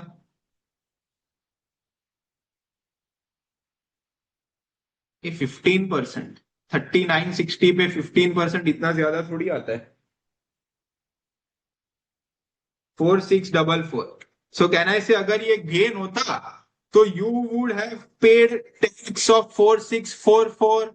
Yes or no? So this would be considered as an outflow in year 5. ये सब last year में हो रहा है ना. So year 5 में आपको आउटफ्लो में लेना है 4644. Understanding everyone? क्लियर? बट अगर इस केस में लॉस है तो can I say loss save some taxes for you? Yes और no? So tax on see ideally loss ideally carry forward होता है एंड आगे के साल में सेट ऑफ होता है. So ideally loss either it get set off inter head or intra head in the same year or else it gets carry forward. ठीक है? You have learned this set of carry forward rules as well. So ideally short term capital loss पे हम कोई tax चुकाएंगे नहीं. ठीक है? We will not have any outflow. But under this chapter if question is silent then you will consider 4644 as tax savings on short term capital loss. Are you following everyone? Gain होता तो हम tax भरते, loss है तो tax savings होगा. ठीक है? So loss है, there will be some tax savings because set off होगा ना inter head intra head. So that's why if there is a loss, then this 4644, now it will be treated as your inflow at the end of year 5. ठीक है? So tax savings on short term capital loss would be treated as an inflow at the year when you sell the asset, which is ideally you sell the asset at the end of the project's life. Clear? Loss है तो ये दूसरे income में set of हो जाएगा, means अब उतना कम tax भरना पड़ेगा. So that's why tax savings on short-term capital loss is considered as an inflow, and tax paid on short-term capital gain is considered as an outflow. This is special adjustment number 7, 8 जो भी हो. ठीक है? Clear? हाँ, tax rate if it is 20% then do 3960 into 20%. A FM में exact income tax वाला rate ना भी दे, क्वेश्चन में से that assume capital gains tax rate as 10%, तो फिर आपको दिमाग नहीं लगाना कि सर हमने तो इनकम टैक्स में 20% पढ़ा था, यहाँ 10% दिया है. Don't question the question, take the rate whatever is given in the question and solve. They don't want you to know this rate, they want you know to understand the concept. Clear? So in that case take whatever rate is given in the question. हाँ, कुछ question में ऐसा भी बोला होगा ignore tax on capital gains, then you straightforward ignore this adjustment. Yes, usually they will give the rate, or they will give some hint in the question. Kabhi, see, there are three possibilities. Possibility number 1, they will directly say ignore capital gains. ठीक है, ignore short term capital gains, ignore short term capital loss, तो ये सब कुछ करना ही नहीं है. Second, they will provide separately the rate of capital gains.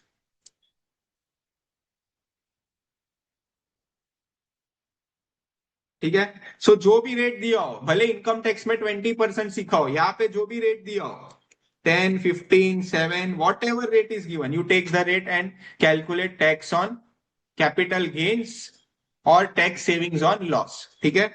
अच्छा, कभी कभार दे में ऑल्सो से जो normal income tax rate company को लगेगा, let's say normal income tax rate is 30%, same you consider for capital gains as well. FM में ऐसा भी पॉसिबल है. ठीक है, same you consider for capital gains as well. So in that case, capital gains के लिए we will take 30%. Are you following? Any of the possibility can be there in FM. Principle क्या है? If there is short-term capital gains, tax outflow होगा. If there is short-term capital loss, tax की बचत होगी, यानी कि savings होगी, फायदा होगा, inflow होगा. Understood? Scenario 1, when there is only one asset in the single block. Clear? Any doubts, any concerns? So can I say in year 5 there would be savings of 4644? तो इसको भी आपको डिस्काउंट करना ही है, बिकॉज ये inflow आज नहीं हो रहा है, 5th ईयर के एंड पे हो रहा है, तो इसको भी डिस्काउंट करना है. Don't forget that. Many students just find this inflow, they consider this 4644 as an inflow, but they forget to discount. Okay, now let's move to scenario 2, where more than one asset exists in the block. मतलब ये block में not only this machinery but there are other machineries as well. ठीक है, so scenario 2, when there are multiple assets in the block. When there are multiple assets within the block.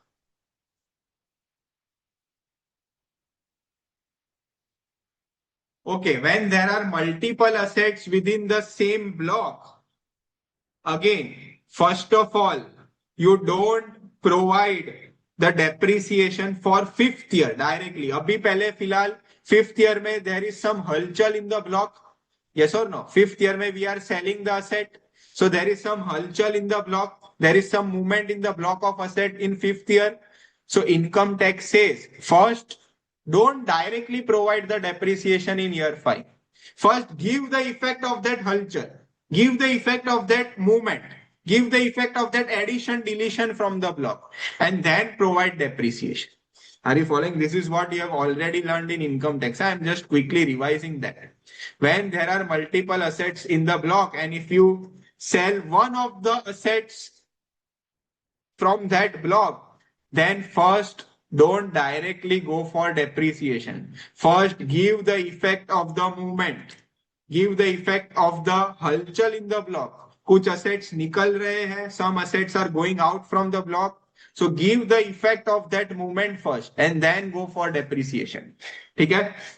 So can I say again first, पहले 4 साल में there is no movement, no assets are increasing, no assets are going out from the block. So first reach at the end of 4th year.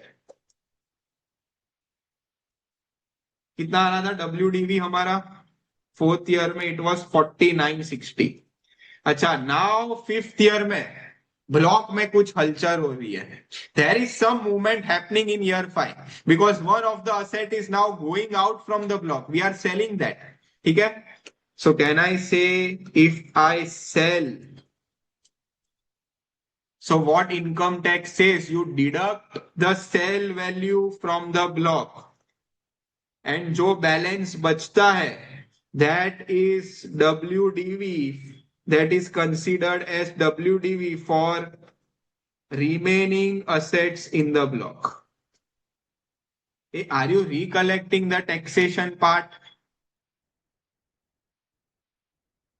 अब जो value बची 3960, this value is considered as depreciable value for remaining assets in the block. So पहले you give the effect of this halchal. 5th year में हलचल हो रही है. We are selling one of the assets from the block. So remove that asset from the entire block. फिर जो balance बचता है, here you don't subtract the cost value, here you subtract the sale value only. So now the remaining value 3960 is considered as depreciable value for remaining assets. And अब इस पे आप depreciation for 5th year provide करो. You provide depreciation of 20% on this 3960 now. So 3960 into 20%. 3960 into 20%. 6192 is the depreciation that you will write in the income statement of 5th year. Clear? Hey, there is no loss. Why loss? बाकी सारे assets थोड़ी बेचे हैं. Block will continue ना. How can it be a loss? From the block, see, let's assume there are 10 assets in this block. ये 10 में से we sold only one asset. So 9 will still continue in the business. So how can you say there is a loss? These 9 assets will continue, will run the business, na? So 9 assets will continue. If 9 assets are continuing in the block, you have to provide depreciation on those 9 assets. Are you following? So this 93960 is not a loss. That only I want to explain you. This 930 is the value for remaining 9 assets that will continue आगे. Are you understanding? So this is scenario 2. When multiple assets are there in the block and one asset is sold, or 2 or 3, some of the few assets are sold.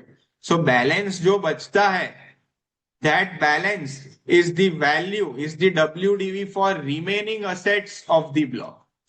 And on that you provide year 5 का depreciation. ठीक है? So year 5 का depreciation that you will write under income statement will be 6192.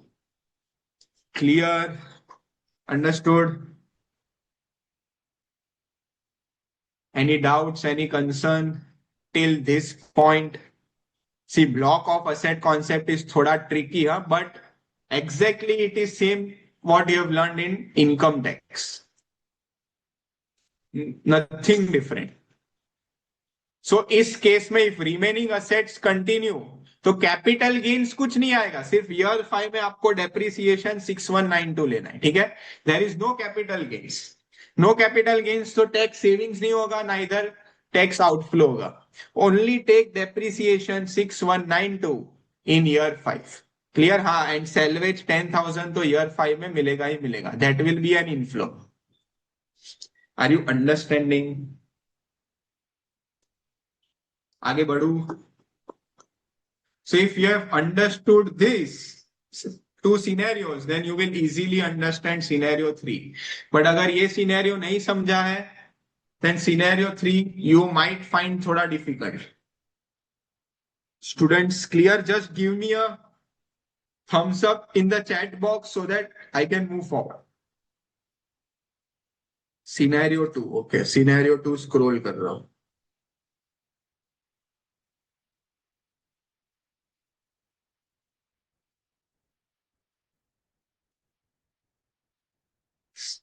उसके पहले क्या है? उसके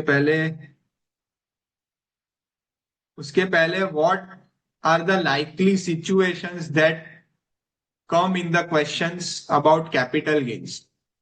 ये कंडीशन नहीं है, ये this are not conditions. Question में कैपिटल गेन्स के बारे में इंफॉर्मेशन कैसे आ सकती है वो बताया है। This are not some conditions.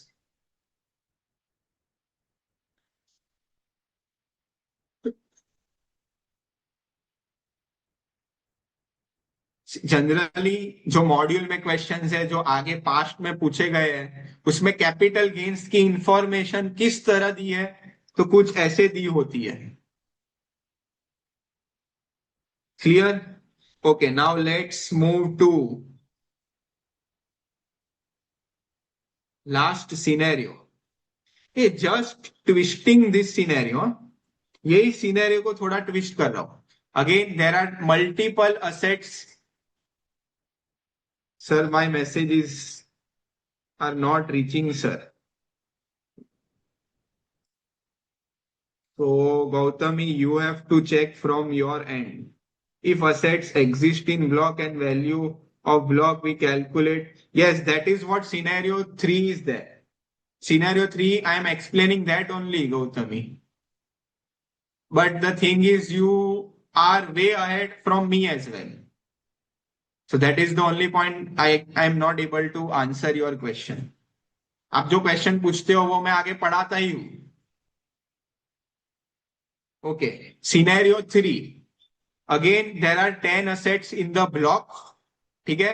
Eight the end of 4th year, till we reach at the end of 4th year, all these 10 assets are having a combined WDV of 4960, ठीक है।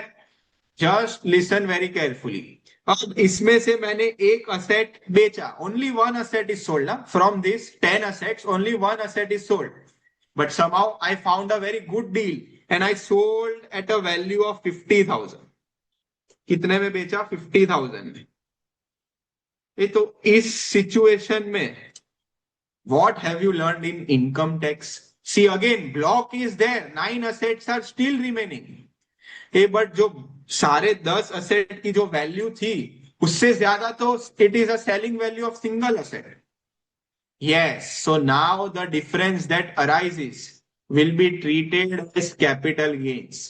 Clear Gautami? Now again no depreciation will be provided because sale value is more than the combined WDV of all the assets.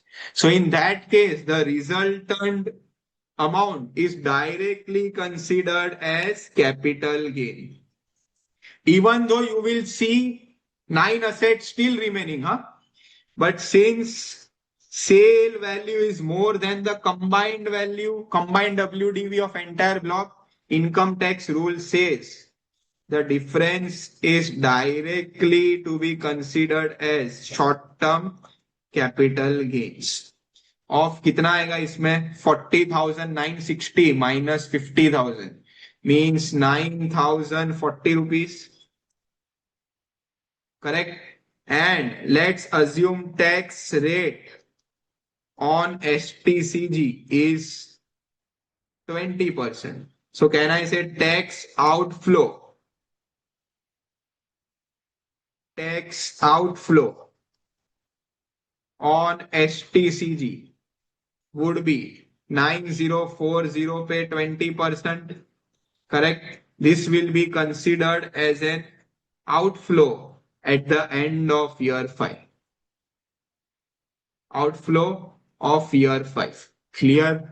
Because ये tax हम चुकाएंगे 9040 पे 20% भरेंगे. ठीक है. इसमें लॉस नहीं आ सकता. लॉस क्यों नहीं आ सकता? तो लॉस आएगा तो it is scenario number 2.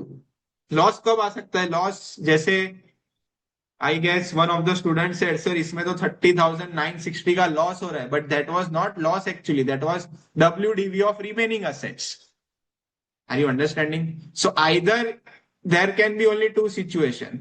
Either remaining assets, remaining block continues, or entire block cease to exist. Entire block ही खत्म कर दिया. Clear? So यहाँ पे either capital gain or either remaining block will continue.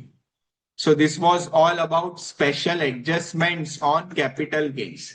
Capital gains में again I am repeating, अगर capital loss होता है then there will be tax savings. Capital gain होता है there will be tax outflow. Clear? But how to find capital gains amount? See tax savings या tax outflow कब होगा? जब आप करेक्टली कैपिटल गेन्स अमाउंट ढूंढ पाओ तभी कर सकते हो. So it is primarily important to first correctly calculate the amount of capital gains or capital loss, and that is based on the concept of block of asset. Clear everyone? So this was special adjustment number I guess 8 or 7, I don't exactly remember, 7 or 8 maybe. And with this, yes, 7, all special adjustments are also done. In fact, all the topics that are all the concepts that are covered in this chapter is also comprehensively in detail explained to you all. ठीक है. अब हमारे पास जो भी थोड़ा समय है, let's quickly take some practical problems given at the last of the chapter.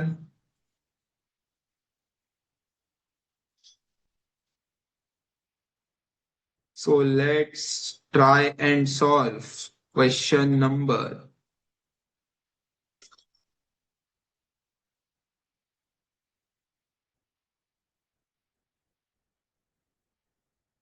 5. Question number 5. Cello. Question number 5. It is on page number 7.76. Everyone please come to practical problem question number 5, page number 7.76.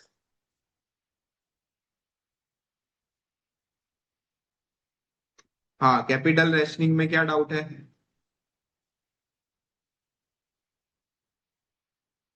If there is a balance, if we have some divisible and if we have some indivisible project, then we rank based on A, C. मतलब समझा नहीं. Then we rank based on NPV technique.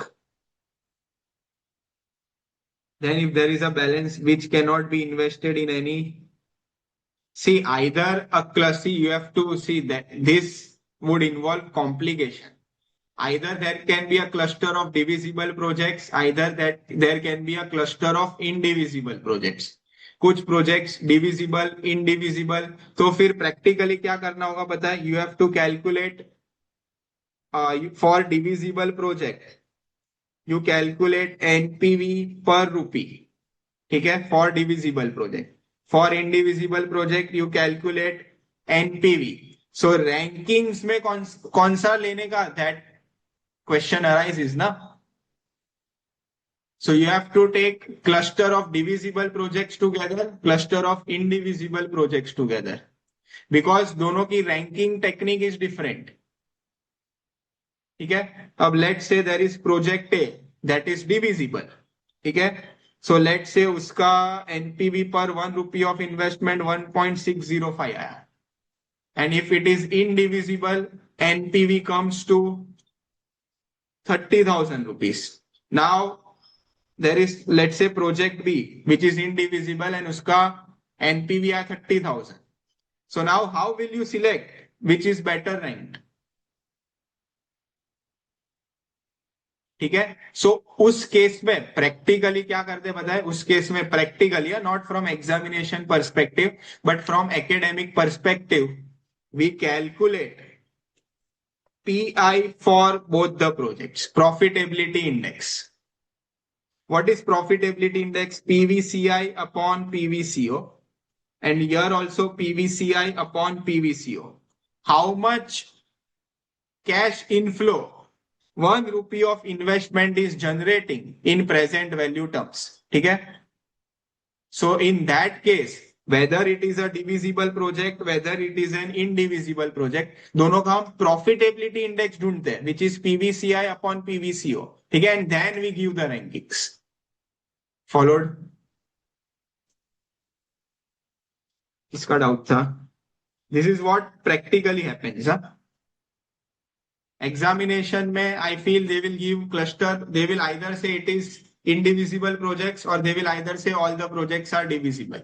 But अगर ऐसा नहीं होता तो practically क्या करेंगे? We will give rankings whether it is divisible or indivisible based on profitability index.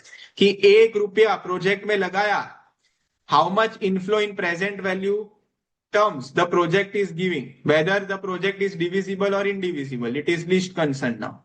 1 रुपया लगाने पे प्रोजेक्ट कितना इनफ्लो दे रहा है. So then rankings can be compared now. Then you can give correct rankings. But divisible project में आप NPV पर 1 रुपी लो, indivisible project के लिए सिर्फ NPV लो, तो which project is best you cannot give the ranks. Clear? So in that case, go for profitability index method for divisible or indivisible. Okay, let's come to question 5. Cello Limited is considering buying a new machine which would have useful life of 5 years, and it is having a cost of 1,25,000, and at the end of life it will have scrap value of 30,000. Acha, with 80% of the cost being payable at the start of the project and 20% at the end of first year. So can I say initial investment आज at this point it is 1,25,000 का 80%. अच्छा, बाकी का 1,25,000 का 20% will happen, outflow will happen at the end of first year. तो उसको discount करने का. ठीक है. The machine would produce 50,000 units per annum with a selling price of ₹3. Direct cost would involve 1.75 per unit. So can I say contribution per unit is 1.25 rupees? फिर annual fixed cost including depreciation calculated on SLM basis would be 40,000. It means fixed cost of 40,000. This includes depreciation. But हमारे format में हम पहले fixed cost excluding depreciation करते हैं, फिर depreciation अलग से माइनस करते हैं नीचे. Correct. So this 40,000 includes both cash fixed cost as well as depreciation. Clear everyone? In the first year and second year, special sales promotion expenditure not included anywhere above would be incurred amounting to 10,000 and 15,000 respectively. So पहले 2 साल में अलग से एक नया cost भी है in the form of promotion expense that we will deduct in our income statement. Calculate NPV of the project assuming cost of capital 10%. Okay, they have asked us to calculate NPV. So NPV is nothing but PVCI minus PVCO. Correct? Check in the question. Have they directly given cash inflows or they are indirectly asking us to prepare the income statement? Have they anywhere mentioned कि cash inflows are so and so for year 1, 2, 3, 4, 5? Or they have given some information relating to income and expense and they are asking us कि पहले भाई income statement बनाओ, cash inflows ढूंढो, फिर present value करो. Clear? So step 1 is to calculate present value of cash inflows through our income statement. ठीक है, sales यहाँ पे वेरिएबल कॉस्ट की जगह डायरेक्ट कॉस्ट बोला है, so I will term it as direct cost. I will get contribution less fixed cost but excluding depreciation. This was our format. We get NPBDT, depreciation. We get NPBT. Tax rate is given. Oh, there is no tax rate given. So can I say ideally depreciation in itself is irrelevant now, because depreciation का हमारे इस chapter में काम क्या था?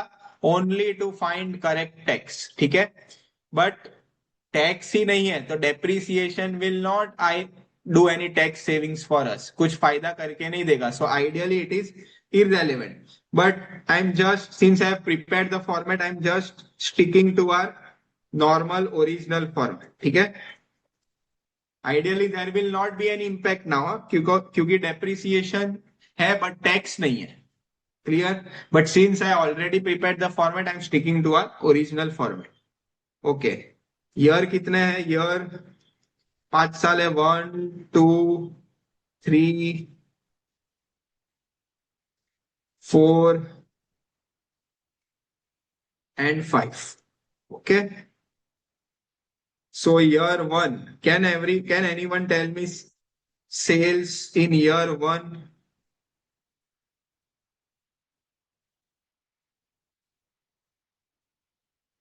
अच्छा, और एक कॉस्ट है in the form of sales promotion. In this question there is specific one more cost, sales promotion cost. Tell me sales in year. Yes, you have to calculate sales in year 1. 50,000 into 3, 1,50,000. So in all the year sales will be 1,50,000.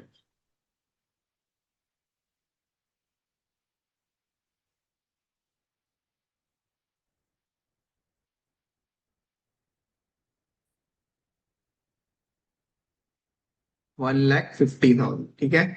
अच्छा, direct cost is eight 1.75 per unit, तो 50,000 into 1.75, it comes to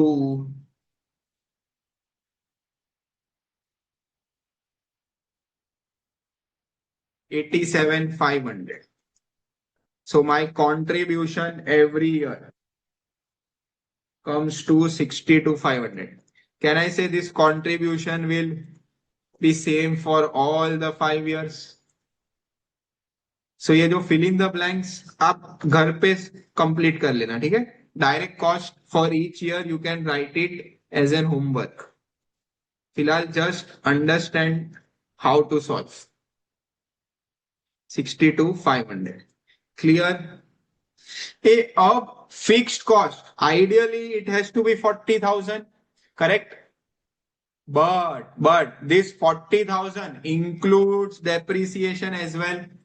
ठीक है, so cash fixed cost ढूंढने के लिए हमें 40,000 में से डेप्रिसिएशन निकालना पड़ेगा. Are you following or not? Total fixed cost is 40,000. इसमें कुछ पोर्शन कैश फिक्स्ड कॉस्ट है एंड कुछ पोर्शन डेप्रिसिएशन का है, विच इज नॉन कैश. बोलो डेप्रिसिएशन का अमाउंट कितना होगा? Question has given you the hint कि including depreciation calculated on straight line basis. मतलब यहाँ 40,000 में जो डेप्रिसिएशन इंक्लूड हुआ है वो SLM बेसिस पे कैलकुलेट करके हुआ होगा. And how to find depreciation on SLM basis?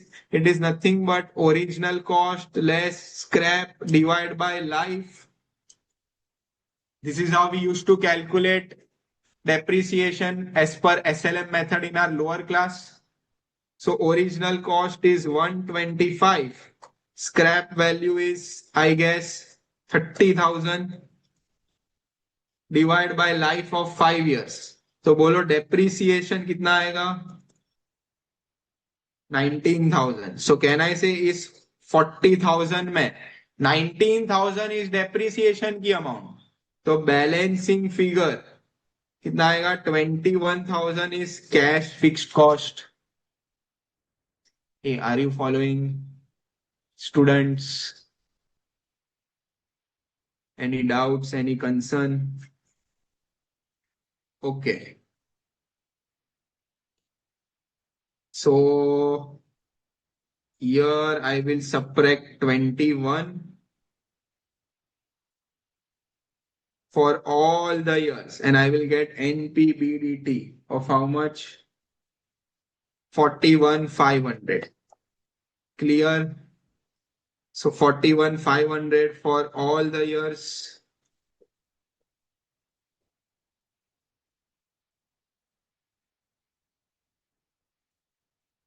Okay. Depreciation is 19,000.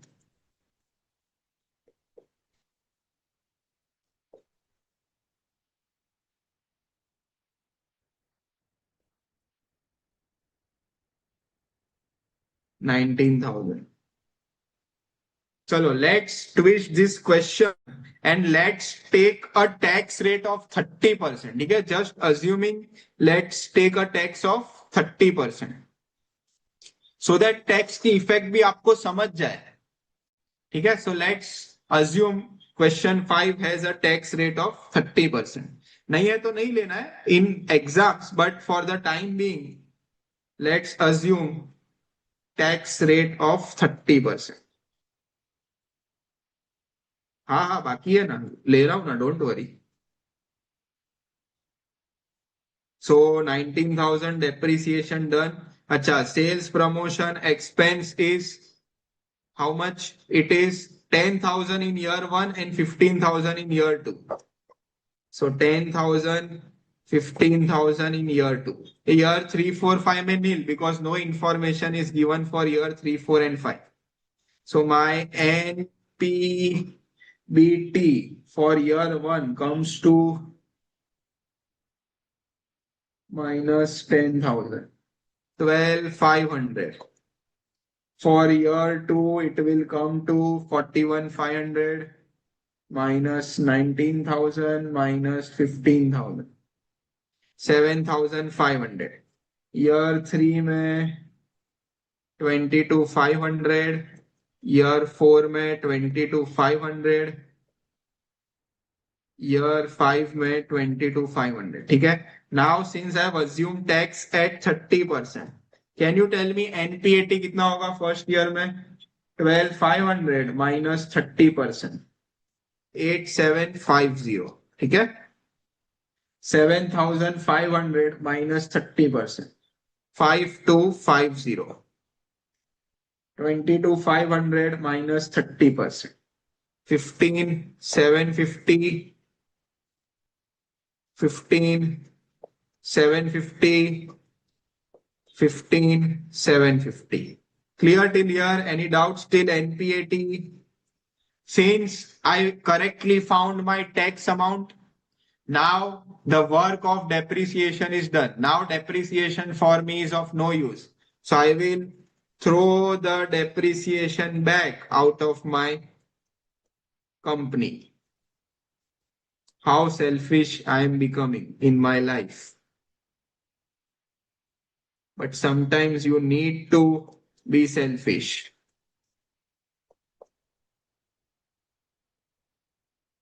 You have to add, huh? Don't subtract.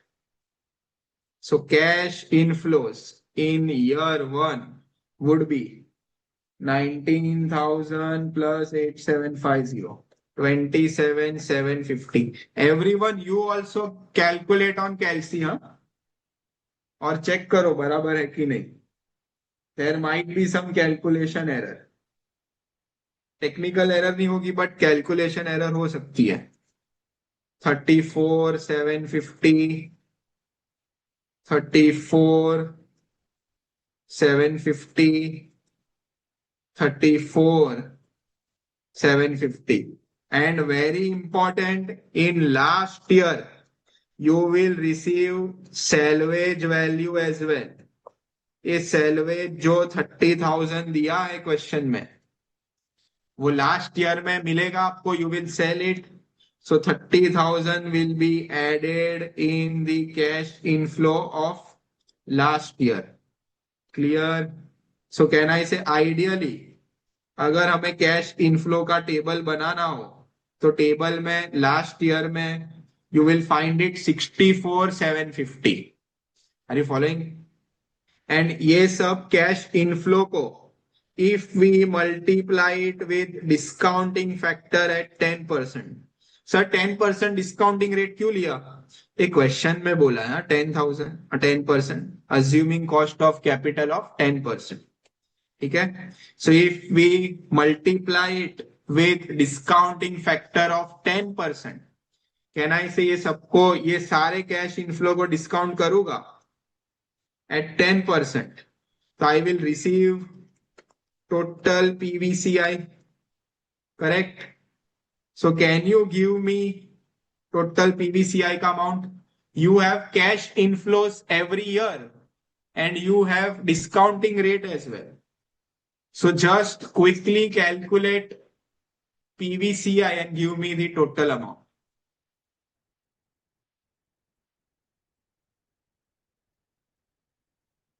So 27,750 divide by 1.10, press equal to 1 time M plus. Likewise, year 2, 24,250 divide by 1.10, press equal to 2 times M plus. ऐसे year 3, year 4 and year 5 में you take 64,750 divide by 1.10, press equal to 5 times M plus. Total PVCI. Gayatri, is this total PVCI?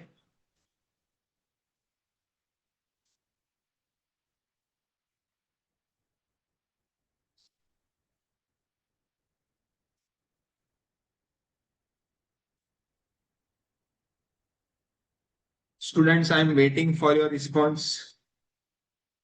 Sir, I mistook the fifth year amount. Fifth year आपने 34,750 लिया. No worries. 34,750 लिया तो again separately take 30,000 ना. 30,000 divided by 1.10, press equal to 5 times and add that 135,316. Tanu, is this combined PVCI? 135,316. Other students? Okay, Mitesh Kumar having same answer. Same. Daksh, same. Tanu, same. Okay, so I believe this is correct. So PVCI is done. From working note 1, we calculated PVCI. From working note 2, we will calculate PVCO. So I hope you are understanding how to approach NPV technique question. अच्छा, PVCO में can I say initial investment in year 0 पूरा 1,25,000 नहीं होगा. Question is specifically mentioned कि only 80% will be invested today. Balance 20% का तो at the end of year 1. ठीक है. Balance investment year 1. ठीक है. So initial investment would be 1,25,000 का 80%. 125 means 1 lakh.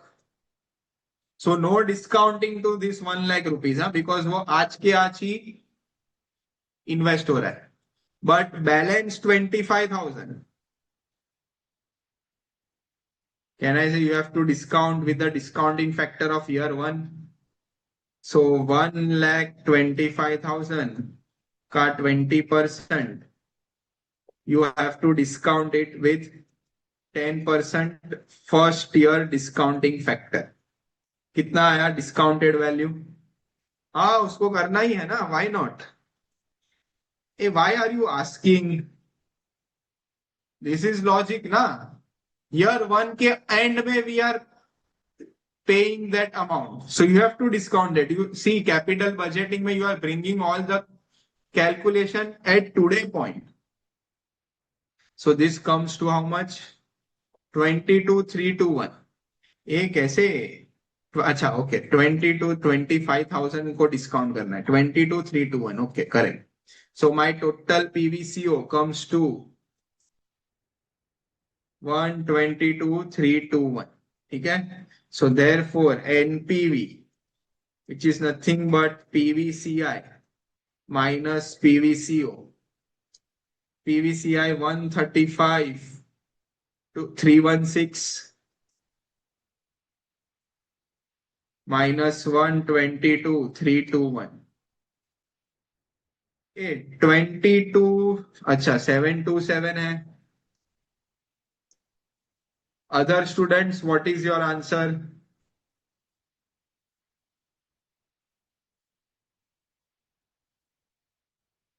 727. Okay. Okay. 3 22,727. So 22,727. So NPV comes to how much rupees? 135,316 minus 122,727. 12,589 positive. ठीक है. So since NPV is positive, company should accept the project. Company should buy the machine and start with the project. Clear? Everyone, I have taken tax rate, assuming tax rate at 30%. ठीक है. Understood everyone? Any doubts, any queries, any concerns?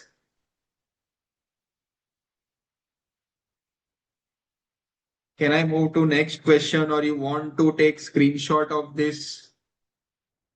But you cannot compare this with solution, huh? Because यहाँ पे मैंने tax लिया है 30%. Screenshot of PVCI. पूरा table की फिर only the net final amount.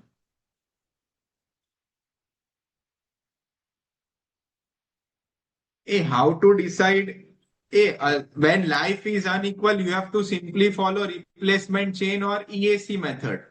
ये दोनों से ही आपको डिसाइड करना है बस.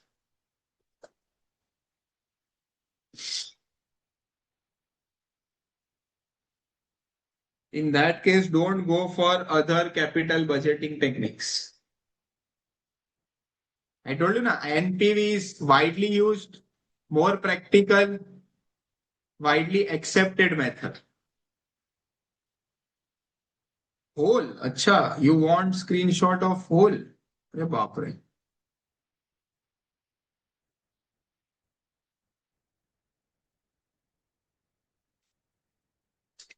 Wait a second.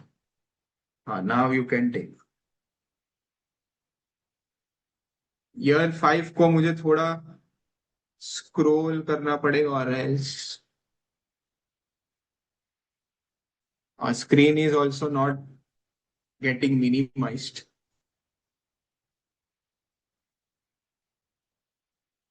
Now I guess it is a good option. अब ले लो पूरा screenshot. Fix cost is 21,000 every year. ये 21,000 सब साल में. फिल इन द ब्लैंक्स मैंने इसलिए रखा है, आप घर पे भर देना इसको. और else let me complete this only. मैं यहाँ ही कंप्लीट कर देता हूँ.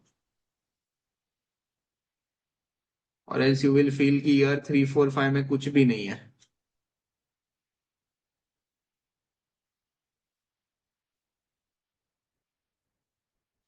ठीक है.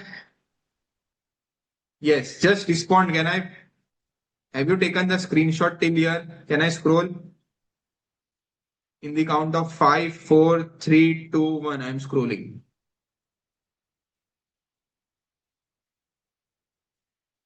This is still cash inflow.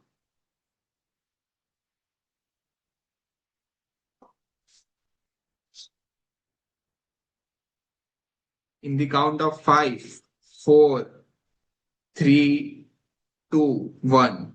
Scrolling down.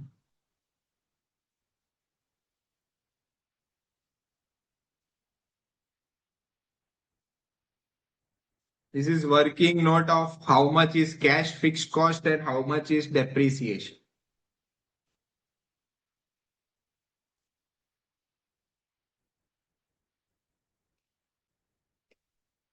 Done? Okay.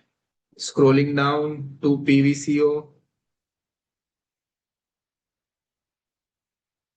So this is working note to calculate PVCO.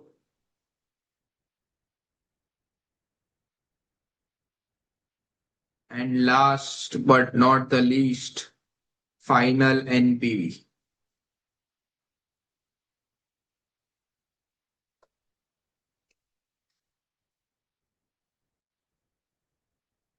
Okay? Since last May we will write the advice. Since NPV is positive, company should accept the investment proposal. Okay? Last way, you write your comment, you write your advice. Clear? Question 25.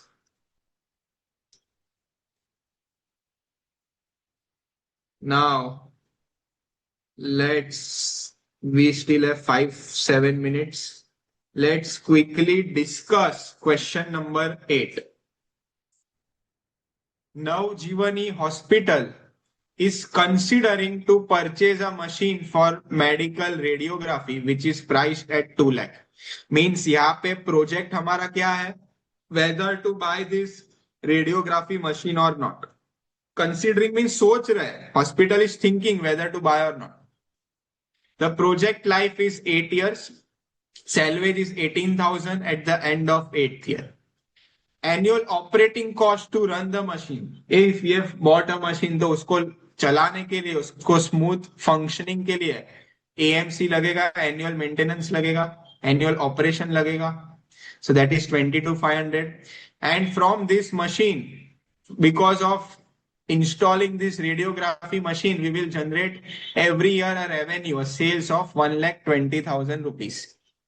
Presently, now very important line, unique point of this question. This point is about special adjustment. Presently, the hospital is outsourcing the radiography work to its neighbor test center and it is earning a commission income of 36,000 per annum. Net of taxes means 36,000 after tax. Okay? Tell me, if we ourselves purchase the radiography machine, तो क्या अब हम ये outsource करेंगे दूसरे test centre को? ये काम हम किसी और को आउटसोर्स करेंगे? ये हम खुद ही करेंगे अब ये काम. We will not outsource, correct?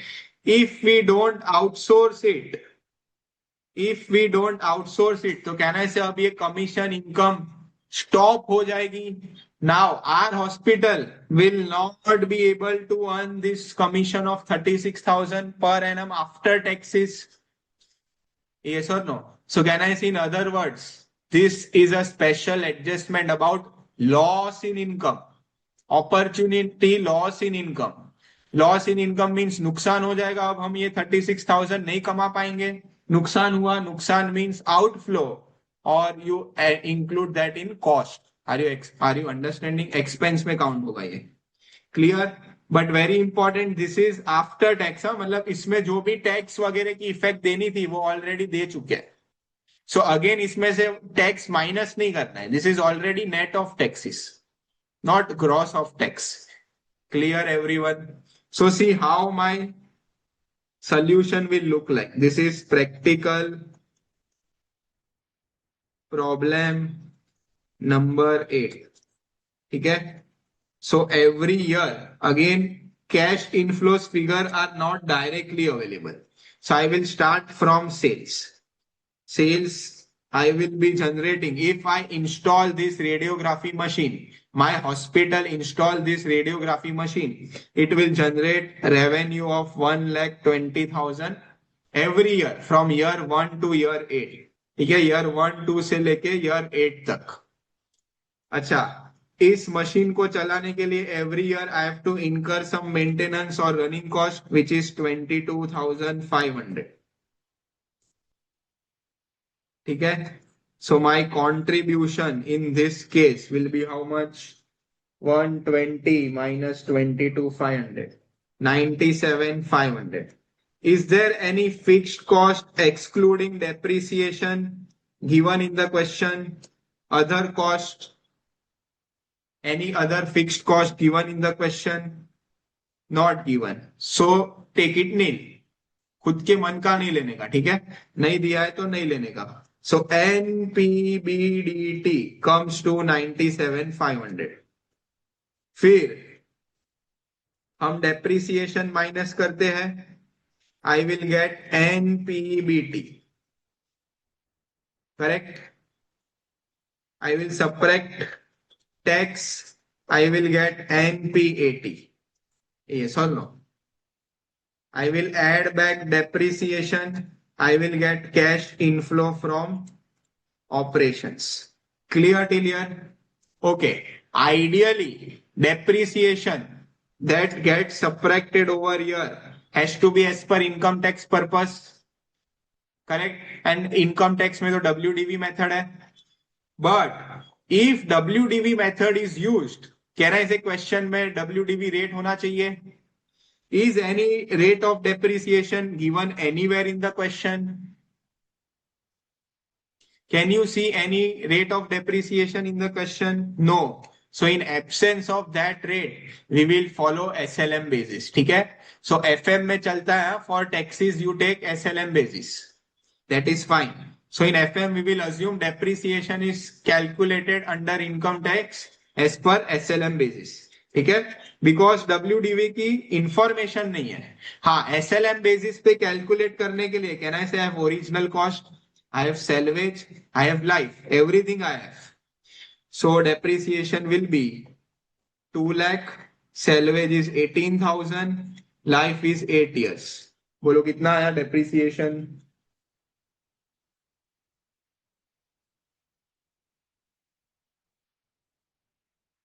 22,750. ठीक है, NPBT minus 97, 74,750. Tax rate at 30% is given to you all.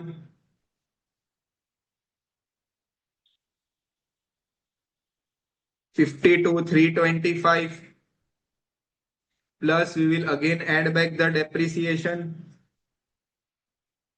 So my net cash inflow from operation will be 75,075. This is per year. और यही repeat होगा 8 साल तक.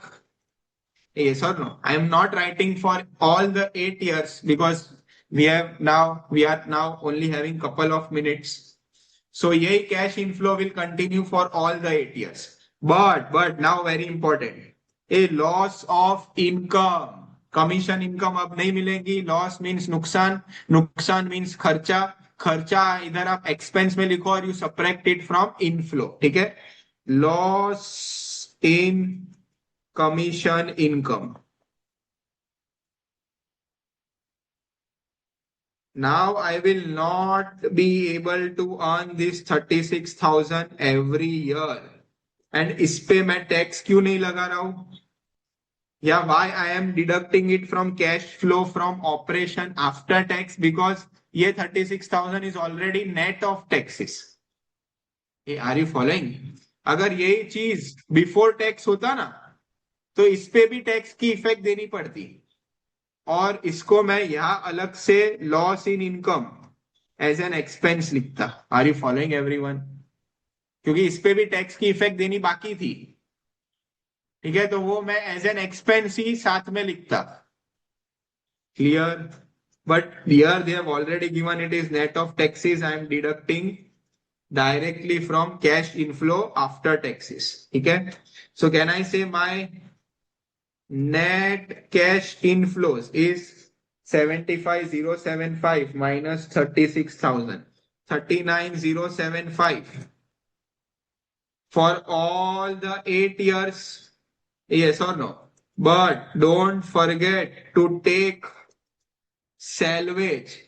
8वें साल में आपको सैलवेज भी ऐड करना है. Salvage is how much? 18,000. Clear? Everyone understood the stream of cash inflows? And special adjustment here was about opportunity loss in income. ठीक है? अब इसको आप नॉर्मली डिस्काउंट करो. Discounting factor is already given to you all. ठीक है? Discounting factor से multiply करो, यू फाइंड एनपीवी. एनपीवी मिल गया तो प्रॉफिटेबिलिटी इंडेक्स भी मिल जाएगा. That is what is asked in question 8. Clear everyone? Any doubts in this question number 8?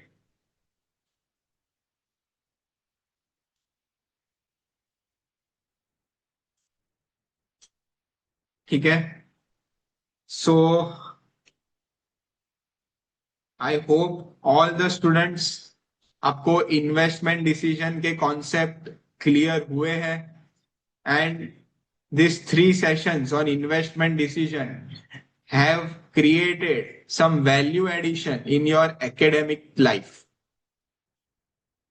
Any doubts? I guess there is a Telegram link of institute as well. You can send your doubts through Telegram, or you can send your doubts through email as well. Email में you would be having board of studies का email, so you can send your doubts over there as well. ठीक है? अच्छा, इसके बाद even institute conducts revisionary virtual classes. So revisionary virtual classes भी आप attend कर सकते हो, और you can send it over email, through Telegram, whatever is best fit for you. So thank you all the students. We will meet day after tomorrow and we will start with new chapter, dividend decision. Yeah. Tech team, we can end today's session. Yeah. Welcome.